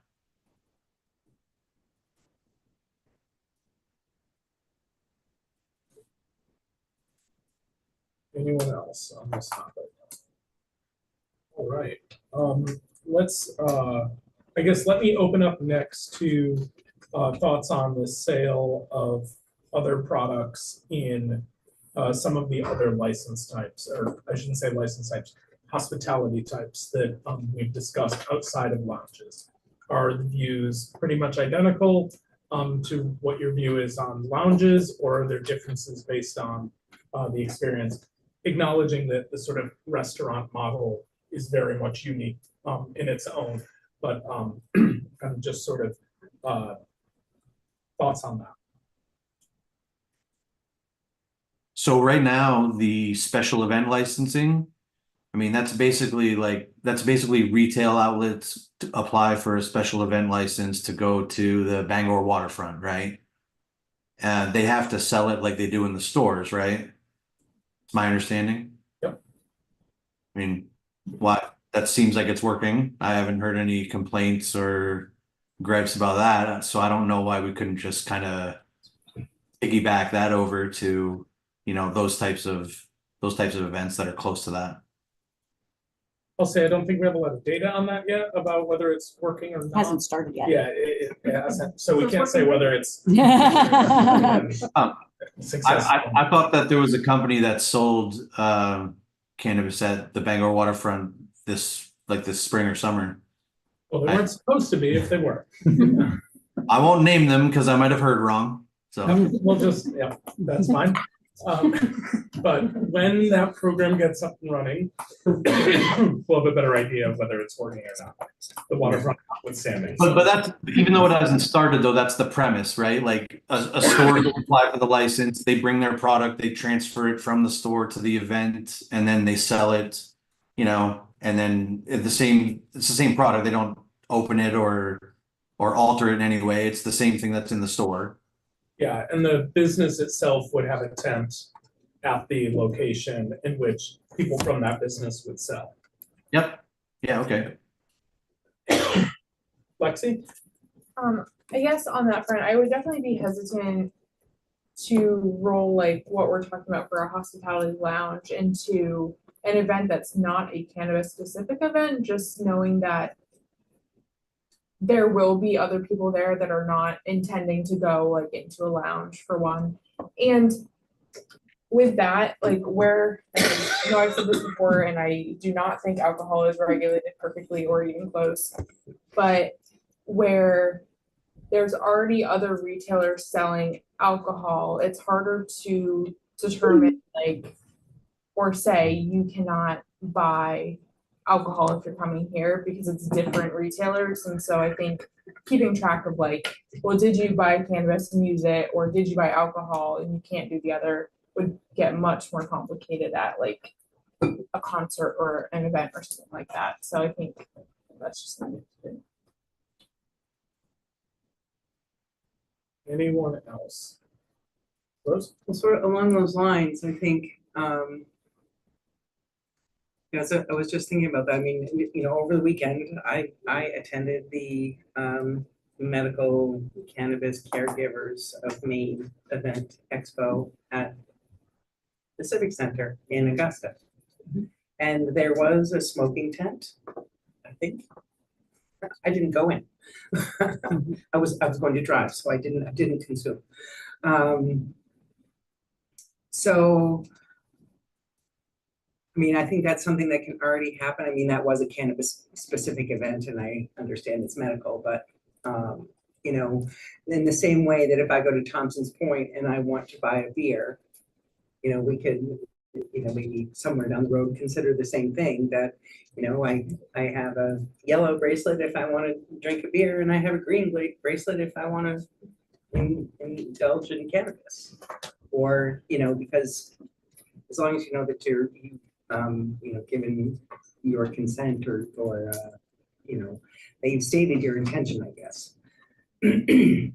Now, how you prevent people from crossing those boundaries, I don't know, because I could ask you to go get 2 beers and I'll go over here and get 2 joints and we'll meet up somewhere else. But I mean, that kind of thing is going to happen. You can't prevent all possible, just, you know, a consequence for it, but you can't prevent all possible actions. rules. Let's transition it into sort of other types of activities being available in, we'll start with lounge settings. So entertainment, things like trivia, yoga, all I've seen the gamut of different ideas about what to do. Live music, classical music, symphonies, all kinds of stuff have been mentioned in a variety of other states. So I'm curious about any opportunities that are presented by those kinds of offerings, concerns, et cetera. And Huda, just for clarity here, we're talking about a brick and mortar traditional lounge, that model. To start, Yep. start there, yeah. All of the above. Yoga, definitely, bands, music. I mean, game night, arcade. I think I was reading back through my notes. The place in Vegas that you all visited has it kind of figured out. So I mean, it's no different than chem-free activities, drinking activities, cannabis activities. Sam and then Rochelle. Yeah, agreed there. Just all of the above. Maybe there's something I'm missing, and I'm certainly open to discussion if there is, but I can't see any reason why there wouldn't be able to be any kind of entertainment. If any of those are, licensed separate, I understand something like gambling, like that is its own license type. That those two probably, might not be able to interact, but outside of that, yeah, maybe there's something I'm not thinking of, but I think they should be able to do any sort of entertainment with all the normal considerations that say if it's live music, like those folks would be kind of considered employees as far as like HVAC requirements or staying out of smoking areas, all that kind of stuff. But as far as like restricting to any type of entertainment, I can't see any reasons to do so. Rochelle and then Jiffy.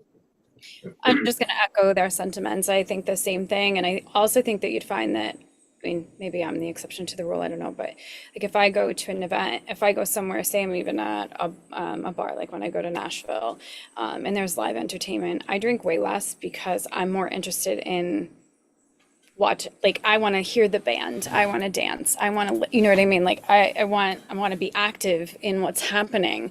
So I think that you'll find that being able to offer those activities too, and in most cases, I can't speak to everybody because there's always those choice few, but would also kind of sort of regulate that consumption on its own as well, because of the fact that, they're busy with other things. If you're answering trivia questions or you're trying to do a yoga pose, have you tried to do that before? Like,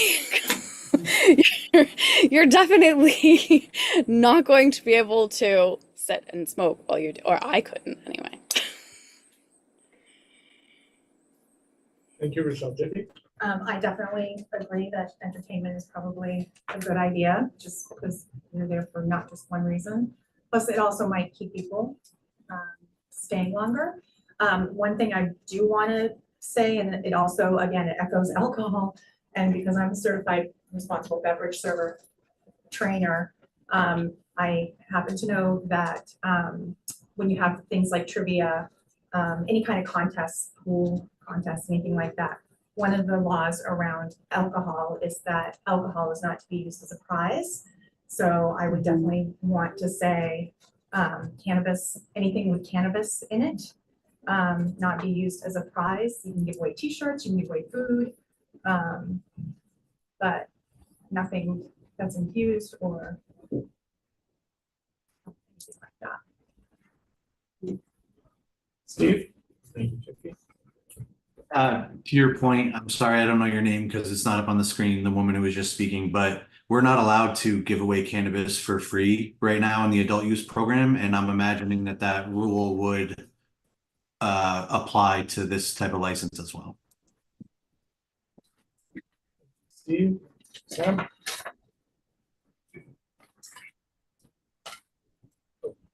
Was that no, Sam? Was your hand was raised? I had a thought, but then decided against it. Oh, sorry, Tiffy. Lexi.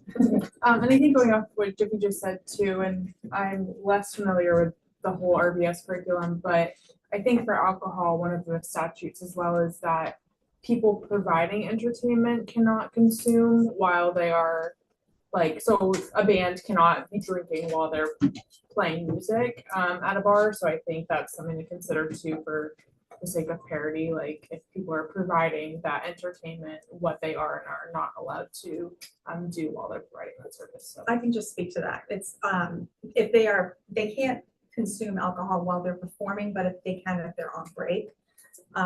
So if they're on a stage, they can't be standing there holding a drink. But you know, stepping off the stage and taking their 10-minute break, they're allowed to. Just catching up with my notes, everyone. Just give me 1 second.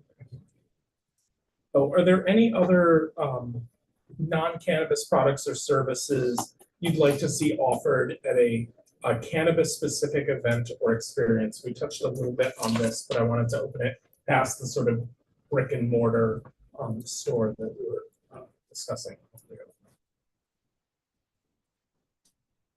Sam, and then Pablo.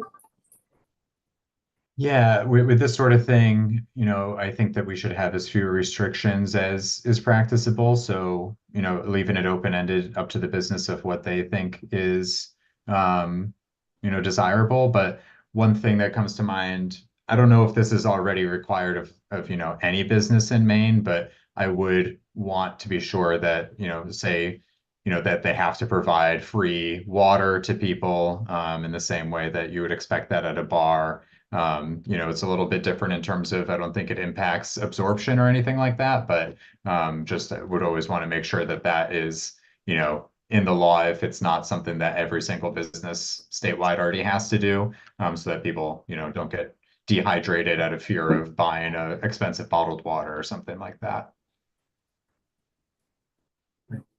You good, Pablo? Okay. I'd like to talk a little bit briefly, and then we'll move on to our last topic of the day, around the restaurant or food-based model. What do folks have in mind for non-cannabis food or offerings now that you've had some more time to think about this in other contexts, in the context of we'll call it a restaurant model or shorthand?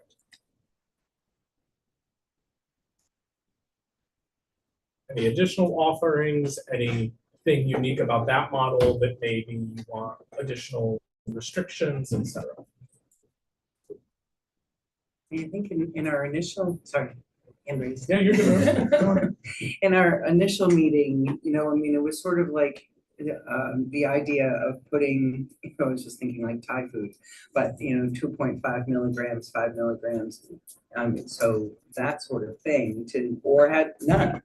You know, if I don't want any cannabis in my scampi, I shouldn't have to have it. And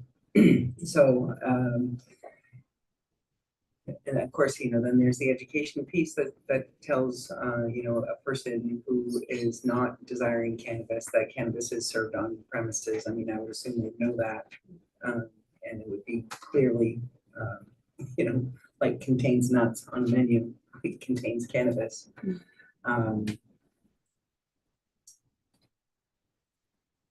So just more along that line, you know, making it accessible to everyone with the knowledge, you know, maybe you don't bring kids in there, or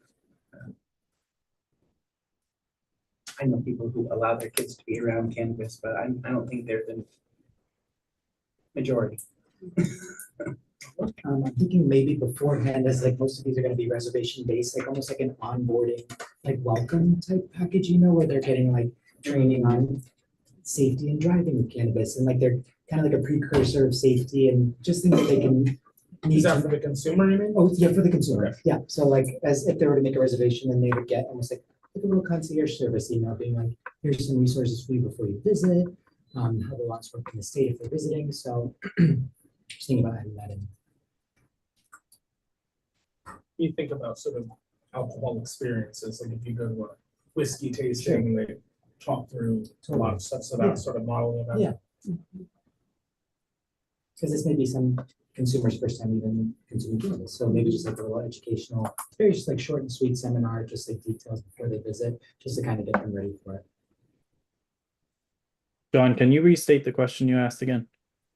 Sure. Talking about the restaurant or food-based model, what do you have in mind for non-cannabis food or offerings? Any opportunities within that model relative to what we were just talking about, and any types of restrictions that might be unique to that model that maybe wouldn't apply to some of the others? Thanks. Yeah, I'd be curious to know how many restaurants how many other states have restaurants that have brought cannabis as an additional offering, as opposed to having a cannabis lounge that offers prepackaged food. I think the former opens up a can of worms that creates potential liability that I just don't know if we're getting the cart in front of the horse on. But I'd be curious to know if it has been successful in other states where restaurants have brought cannabis and they mix people who don't intend to use cannabis in the same establishment with people who are going to order cannabis infused food. We can certainly reach out to our colleagues in other states, Nate, and see what the numbers look like on that. Jiffy? I would also just pose the question on if all food isn't consumed on premise, how is it packaged to go? Do you have an opinion on that? Well, obviously some kind of secure packaging. I don't know how that would work. Any other thoughts? Oh, Julie? Yeah, I mean, if I was to open a cannabis restaurant, I wouldn't make it that if you come, you'd have to enjoy cannabis. It would be one way or the other. It would be like, I don't drink alcohol, but I still go out with girlfriends for wine nights, like, and I have a mocktail. So I would definitely, in my mind, and we've discussed this before, whatever concentrate or whatever thing was going to be added to the food would be after the fact, because it would be controlled by a tested source, a certain milligram or whatever it was going to be, and that would be added to the salad. So there would be very different, there would be very specific ways to add the cannabis, and that one person at the table could absolutely enjoy the food without any extraction or cannabis put into it.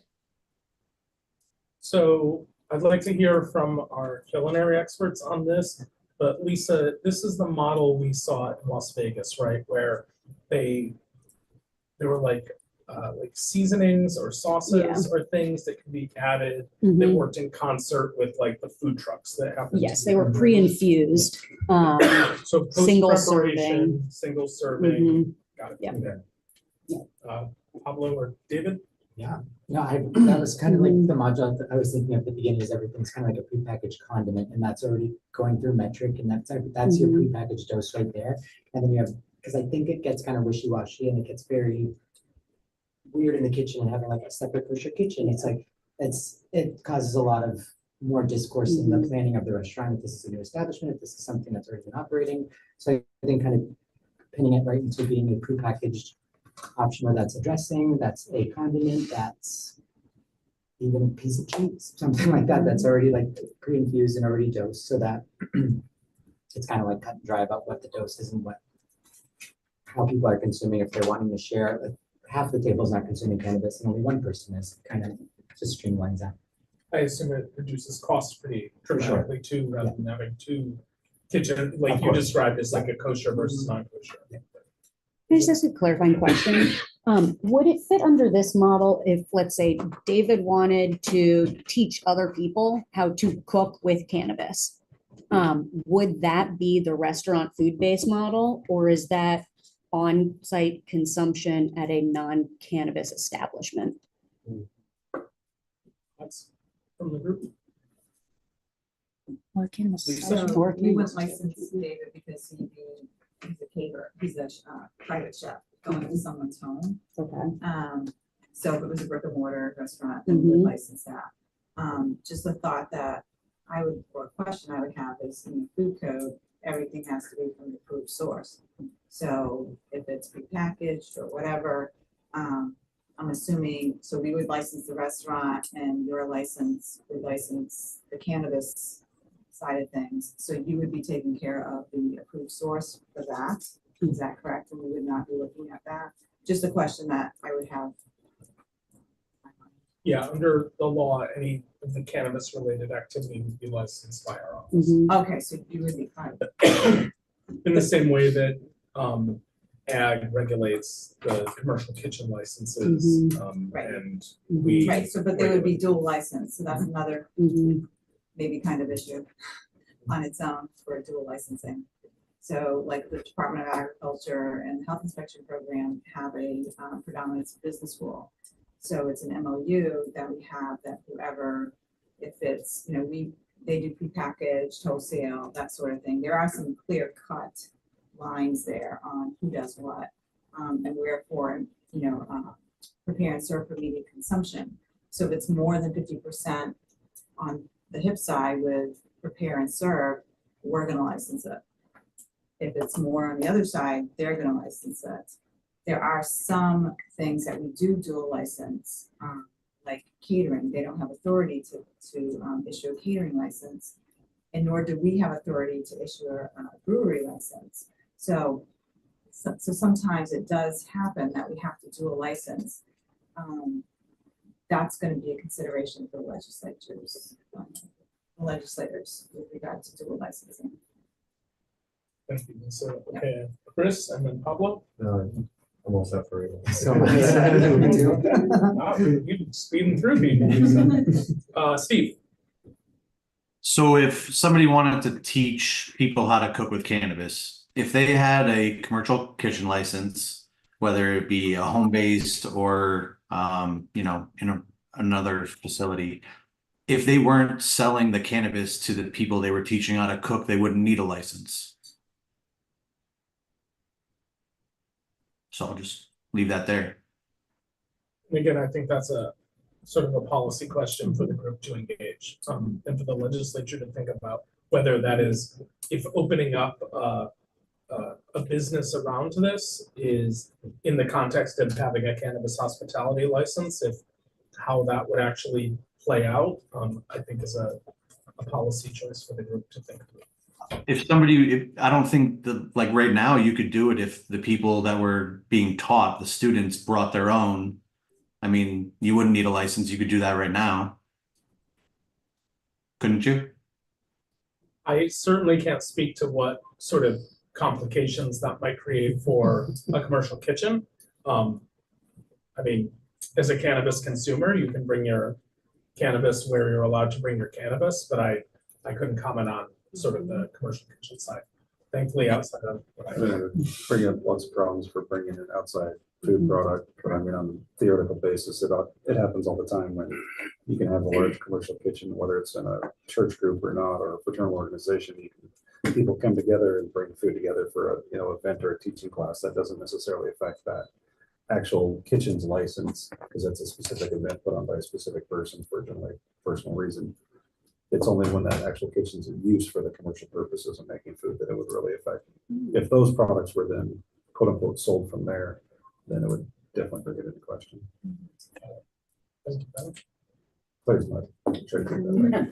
If this was just considering commercial kitchens and those kinds of spaces, then maybe this is like a special event type license where then that person who owns a commercial kitchen has to be going through an adult use vendor to either purchase an infused ingredient, let that be like, not as general as a condiment, but maybe this is where we get into like infused cooking oils, where it's just something so broad in general that it's like a butter, but something like that where they can then expand their menu fully on that. But that's all I can think about would be like a special event type license, but then it would be very curated type menu of what they would be getting from their adult use provider.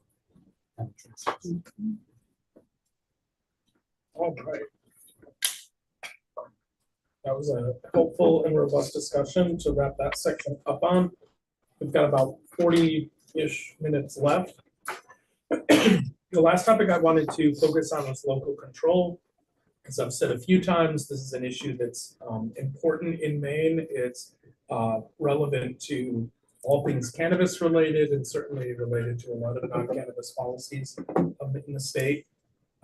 It's a topic that's come up organically in the last couple of meetings, but I'd really like to focus on it now.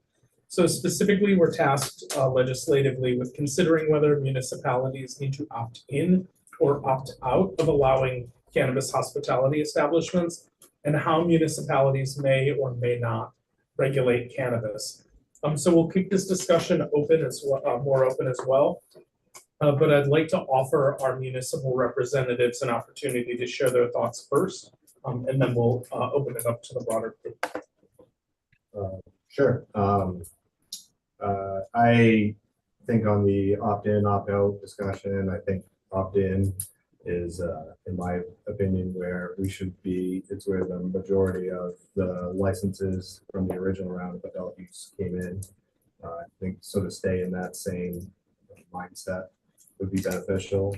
I do realize that some towns might need to go back to, their council or town meeting, to add a new license, but I think to keep consistency with what we already have, and then for municipalities that haven't opted in, if we said, this was across the board, across the state, they potentially could have one of these lounges or, campground in there that they haven't opted into adult use manufacturing or retail.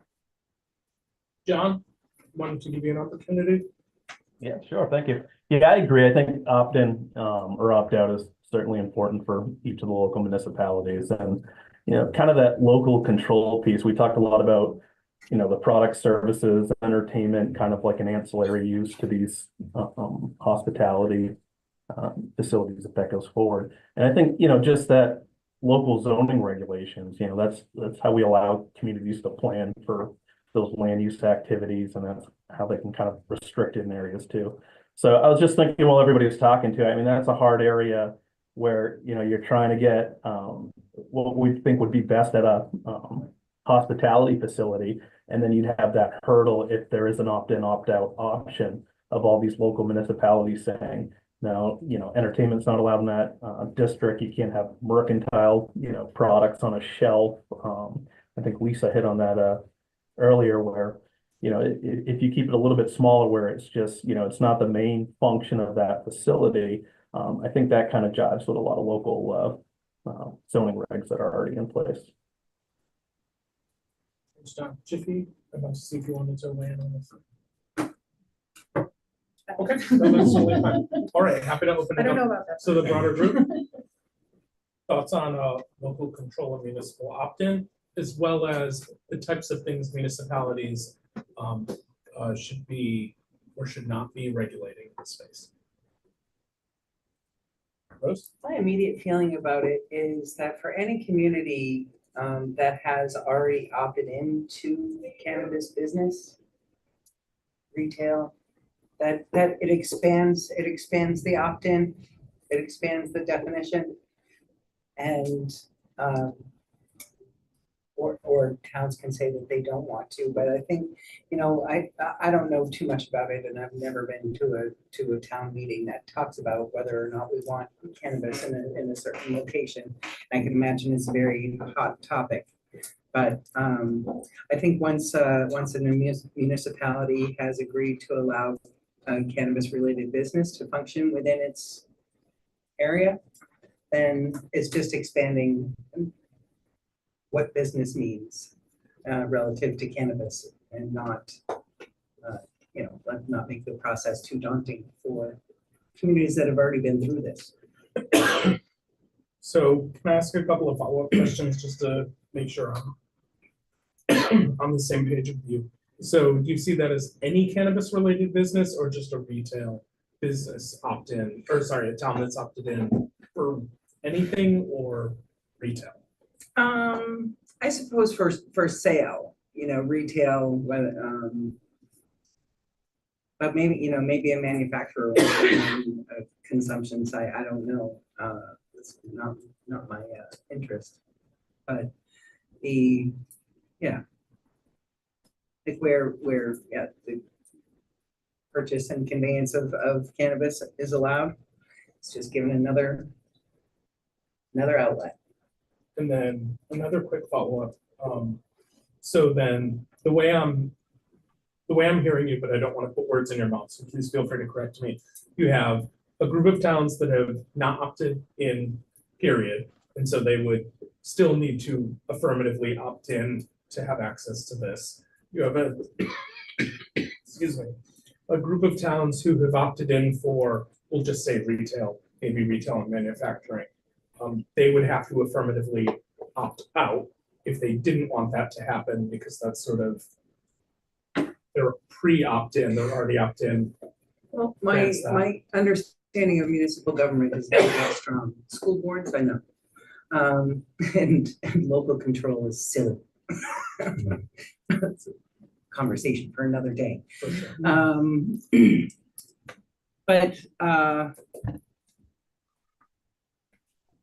I don't know about the opt-out. Like I don't know how that would work. I think that towns and municipalities, whatever, they're going to license or not license a hotel or a campground or something. So, that can happen at that level. But if the selling and buying of cannabis has been approved in that area, then I'm just looking at it in a very simplistic way that it expands the pie. That everybody has an opportunity to make money, and if towns don't want to license a hotel in their town, that's up to them. But I don't think any more obstacles or any more processes to move from A to B. We're probably like from P to Q. Great, thank you, Rose. Okay, I've got a good list in front of me now. So I've got Lexi, then Heather, Steve, Tracy, and Chris. So I tend to be on the exact opposite. I think local control is actually really, really important in this conversation, because I think municipalities that have already opted in knowing that people could purchase or manufacture, but it was very clearly that they could not be consuming or anything about intoxication. And so I think taking that away from them now and just saying, well, you already opted in, here's another thing shoved down your throat, figure it out, is actually pretty poor public policy from a health and safety perspective. I think it hits on capacity for enforcement, like law enforcement capacity to really do their job is already, I think, fairly low. And so I think really making sure that municipalities are thinking about this wholeheartedly and know what they're getting into, know that they can handle it effectively and safely. I also think that this will impact municipalities that have set caps on licenses in a different way. And so they're really going to have to figure out okay, we set a cap of X number of retail establishments. How much do we want to expand that by if we want to expand it? Or, are there other zoning regulations that we need to now revisit or reconsider? And so I think it's a really important way to make sure that they fully are informed in the exact policies that they will be engaging in their localities. So I think it's highly important. Can I respond to that before you move on? Sure. Quick. So, yeah, just, in terms of shoving down the throat is a little harsh, but, yeah, there could be an element there where they could opt out at that point to say, no, we don't want to have hospitality. We're good with the level of business we have in our town, but making it, I guess I'm more interested in making it easier. And my comment, just to clarify, my comment about local control is, all of the communities, municipalities that have opted in, most likely it's not the same group of people who made that decision. The thing about local politics is that the participants change all the time. So you could have, a full city town council somewhere that totally anti-marijuana, cannabis. But the town that they are governing is very pro-cannabis because that's the way it passed. So, I mean, with local control, you know, it's very useful for, I won't go into it, but I just, through school boards, people who know nothing about schools occupy school boards. That's funny. Right, I've got Heather, Steve, Sam, Chris, and Rochelle. Hi, thank you. So I just wanted to share, so I have a lot of experience. I'm a member of planning board in my town. So I have a lot of experience from the adult use campaign. And if you guys recall, we passed one law, the legislature took it and just made some changes to it. One of the changes that they made was in the initial version of the law, it was an opt-out provision. I personally feel, just my experience with this, we are going to have a really hard time getting legislative approval or getting the legislature to approve any law if we in any way limit local control. That's a huge piece of like the theory of Maine. Local control in most ways comes before everything else other than public health. I think it would go public health, then local control. So if we were going to try to take away any of the local control that currently exists, and I mean, Maine's a state that has more local control than most because of our opt-in provision. Secondly, I would say on that, so I think that we'd have a hard time at the legislature. I think we'd have a hard time getting MMA, Maine Municipal Association, to support anything that we did if we somehow limited local control from where it is now. And then I would also say that many of the municipalities that have already opted in, because of so we had consumption lounges in the original bill that the public actually voted in. The legislature took consumption lounges out. Many of the municipalities that have opted in, they wrote into their ordinances specifically excluding consumption lounges because they were specifically excluded in the law that ultimately passed the legislature. So I think we have three. So you kind of mentioned, like, we have municipalities that haven't opted in at all. They would have to opt in. I don't see any way around that. I think that's something we could probably all like agree on. We have municipalities that have opted in. If those municipalities' language is general enough, which I have yet to see any that is, then I think that then maybe we could get that, like, oh, well, you already opted into retail adult use retailers, so this is just an add-on. I think that municipalities would struggle with that, and I'd be afraid that they'd actually repeal their opt-ins if we went that route. And then we have the municipalities that opted in but specifically excluded on-site consumption. And in those municipalities, they would have to vote to opt in. I don't know if you guys are aware, but one of the biggest challenges that we've had in building this industry is the fact that not as many municipalities opted in as we would like. Very common in adult use cannabis states. You know, even some of the states that have the most robust markets, there's still, you'll find that 50% of the municipalities have not opted in. So I would say that it is going to be very difficult. Thank goodness OCP, I don't know who came up with the idea of providing reimbursement to municipalities for expenses that they incurred in order to get opt-in ordinances written and on the ballot so that voters could make those decisions. I think that if we didn't have that, we would see even fewer municipalities opting in. And I would also wonder if OCP can provide us with a little bit of information about like how many municipalities. So in the very beginning, I think, a number of municipalities acted quickly, but I would be curious to see, like, over the course of the last 5 years, like over time, fewer and fewer municipalities are choosing to opt in. This is really hard for municipalities to do. It's expensive. It takes talent to write ordinances, write changes. Most municipalities, ordinance change requires the public to vote on it, which can also be very challenging for our town leaders to have the energy, staffing to focus on getting this done. So we've got an uphill battle here. And I think that honoring the opt-in, and trust me, I'm the last person that thinks that I think opt-in is the wrong way to go about doing this. But that's what we have in Maine, and I would caution us significantly on trying to take away any of that opt-in right. Thank you, Heather, for a couple of answers to your questions.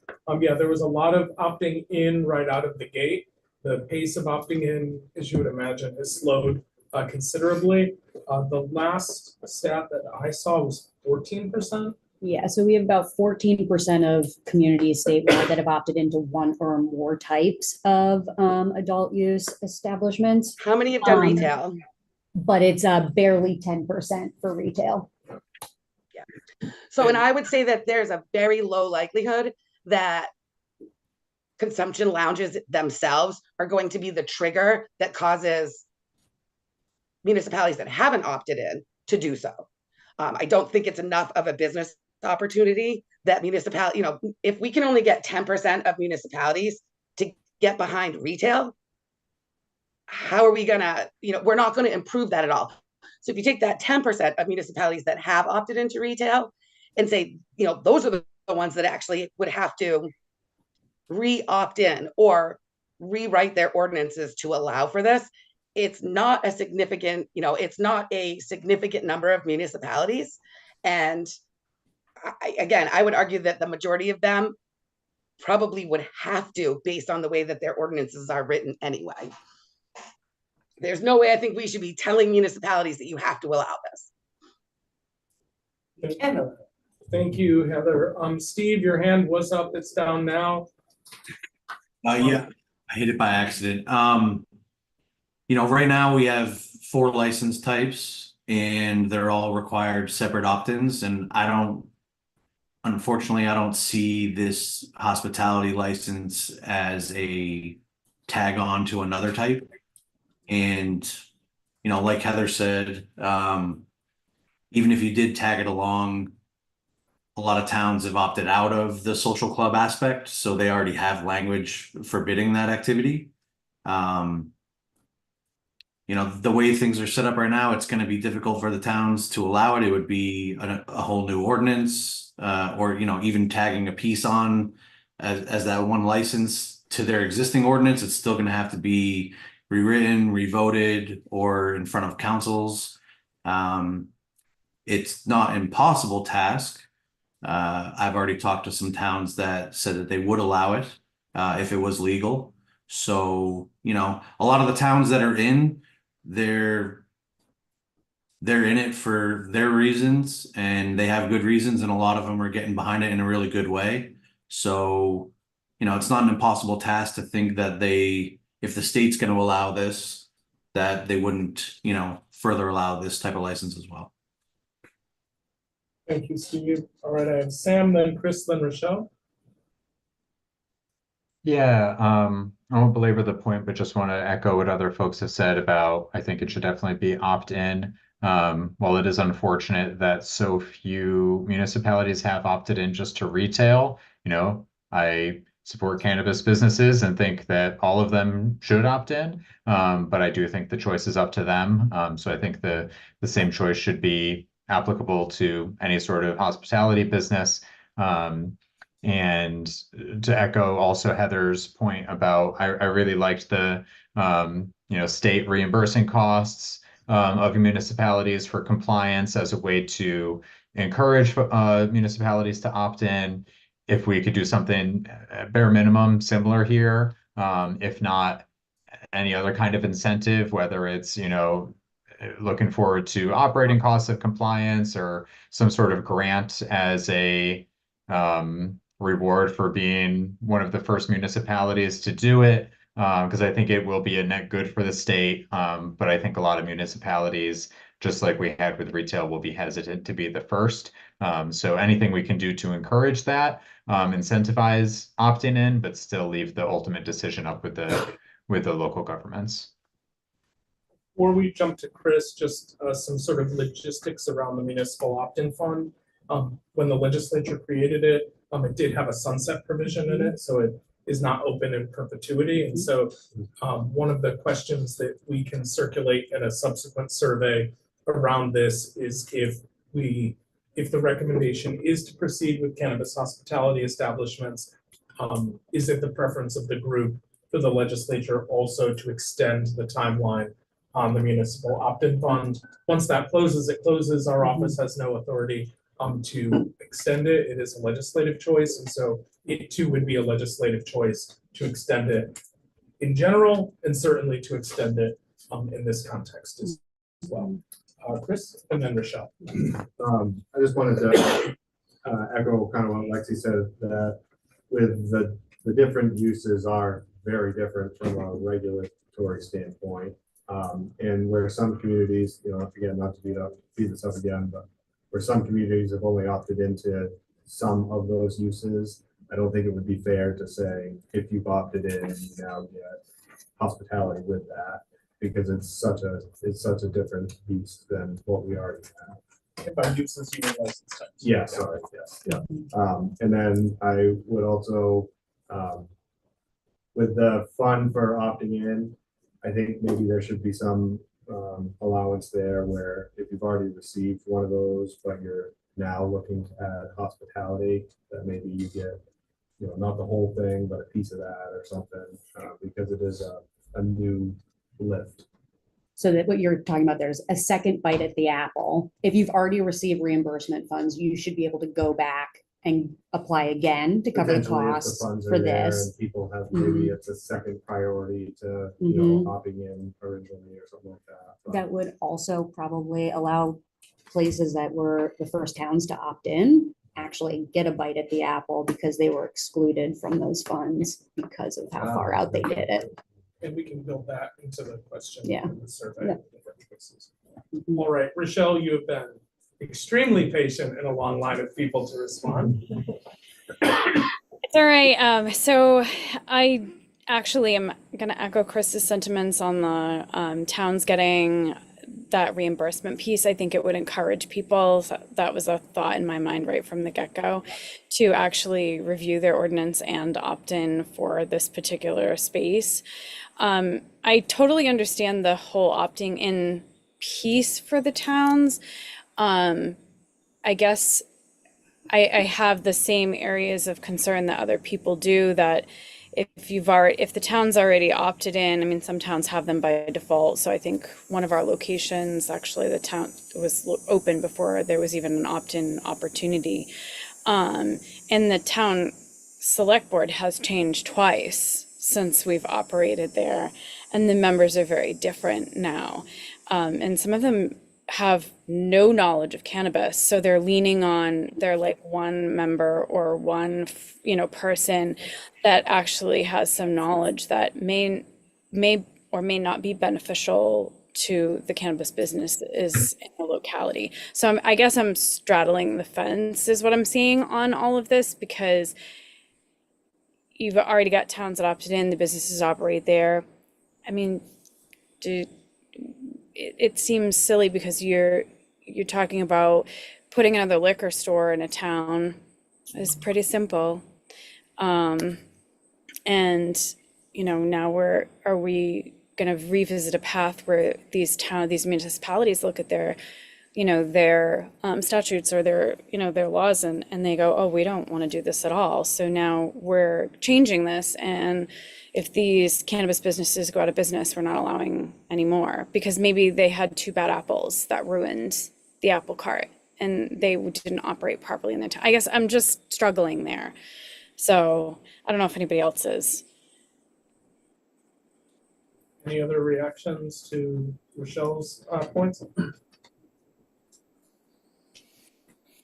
What I will say, Rochelle, and this is open to you and to everyone in the group and anyone else watching. If you are encountering local government that has a lot of questions, or even just a couple of questions about cannabis, OCP makes itself available. We do a lot of information sessions with zoning boards, select boards, planning boards, CEOs who are new or sometimes not new, and just to answer questions about how the system works, where the differences between state authority and local authority rest. And so please feel free to reach out to the office in any way that we can help with that. And the point has been made a few times that local boards have a lot of turnover in the short term and definitely in the long term. And I think Rose made the point, like the people who approve an ordinance none of them may be on those boards anymore, and they might have had some cannabis policy expertise, and that cannabis policy expertise is no longer present. And so any way that we can help, I know MMA has done help in this space as well. And if there are questions about other license types, we're happy to coordinate with other state agencies who can help those local boards as well. Nate? Thanks. Yeah, I've just been thinking as folks have been talking, thinking about, the legislative viability. I think if you were not to go with the opt-in option, it would be much more difficult to pass and gain muster and support. Just having watched the legislature for a while now, I think that folks really, MMA, whoever brought up MMA is right, that we really value local control, and the opt-out is probably the opt-in is probably the way to go. The way that the state licenses liquor stores too is actually, I think, more complicated than folks might think. It's capped at the number of stores that you can have, and it's based on they just changed it this last session, but it's capped on the number you can have, and it was based on a percentage of the population on the number that you could have. So just thinking of, I've kind of beating a dead horse at this point and beating the same drum of making sure that we start slower and in increments so that this doesn't fail before it even gets started. Thank you, Nate. Anyone else before we transition to some closing remarks? All right, seeing none, I'd like to thank everyone for the conversation today. We covered a lot of, I guess, thorny issues, complicated issues around what should be allowed, shouldn't be allowed, what types of licenses, issues of local control. The sausage getting made is never pretty, but the complexities of these issues. One of the things I found heartening in the last session was we're seeing improvements on the ideas in the legislature around what cannabis consumption looks like, improvement in the sense that legislators are starting to think through the complexities of what this means. Pulling one string doesn't necessarily mean that only one string is affected. You end up pulling a lot of strings in statute and in regulations, especially when we start to wade into business models that would involve multiple licensure, as Lisa brought up. I feel like this group is really pulling the curtain back on just how complicated this area of policy is. I think just like with cannabis policy broadly, the vast majority of Americans think, well, it's a 1-0 choice. You legalize it or you don't legalize it. And if you legalize it, then you grow it and you sell it. The reality is that what cannabis policy looks like in action is extraordinarily complex. And when you get into individual areas of cannabis policy, they also remain complex. And so kudos to this group for thinking through some of these hard choices and expressing their takes on it. Our next meeting is August 28th, also in this room, also at 1 p.m. We'll be focusing on employee training, issues related to highway safety, and other outstanding issues. Those include excuse me, some of the HVAC issues we talked about today. We're working on having additional outside speakers come in.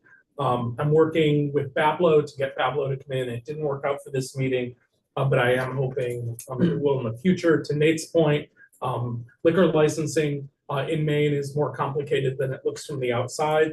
And given that we have talked at times about the overlap of alcohol and cannabis in the same establishments, I think hearing from Bablo about what opportunities and challenges might exist in that space for their agency would be helpful.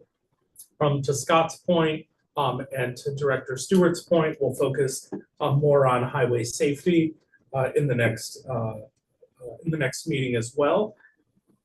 And if there are other issues or topics, subtopics that have popped up along the way that pop up in your minds after you leave here, please forward those to Lexi Susi on our staff to be able to put that together.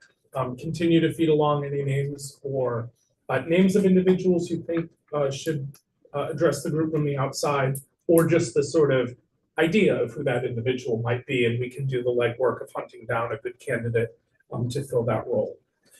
I want to ask the group, are there any additional resources or materials that would be helpful for the next meeting outside of the requests that we put into the Assistant Attorney General earlier? Lisa. I was thinking about the HVAC. Have you talked to the Maine indoor air quality folks? We can do that. Might be helpful. I think, yes, that's a great one. I think the part of the standard is gonna live with the fire marshal's office, because it'll come out of the NFPA standard, which regulates HVAC. But, or if it comes out of the I-codes, it's the same office, so. Thank you for that, Lisa and Chris. Any other resources or materials that would be helpful for the next meeting, or would be helpful to fill in some of the gaps or questions that have popped up in this meeting? Anyone online? Okay. To put on your radar now, I don't want to rule out having a fifth meeting to walk through the draft report and recommendations. I think that would be helpful. What I don't want to do is put a report together, send it to the legislature, and have you guys open it and be like, what the hell was UDAC thinking? We didn't talk about any of this. And so that meeting, I think, can be done efficiently remotely. I don't necessarily think everyone has to get in the room, but our practice would be to give you guys a couple of weeks in advance to give it a read after we've written a draft, convene everyone again remotely. If convening remotely doesn't work, if you live in a place that doesn't have good internet access, we can definitely make those kinds of accommodations, have you come in or whatnot. Just chat with Lexi about any limitations that you might have with regard to participating remotely. And beyond that, I just want to give a minute in case there are any last questions or comments. Otherwise, I'll give you guys 9 minutes of your day back.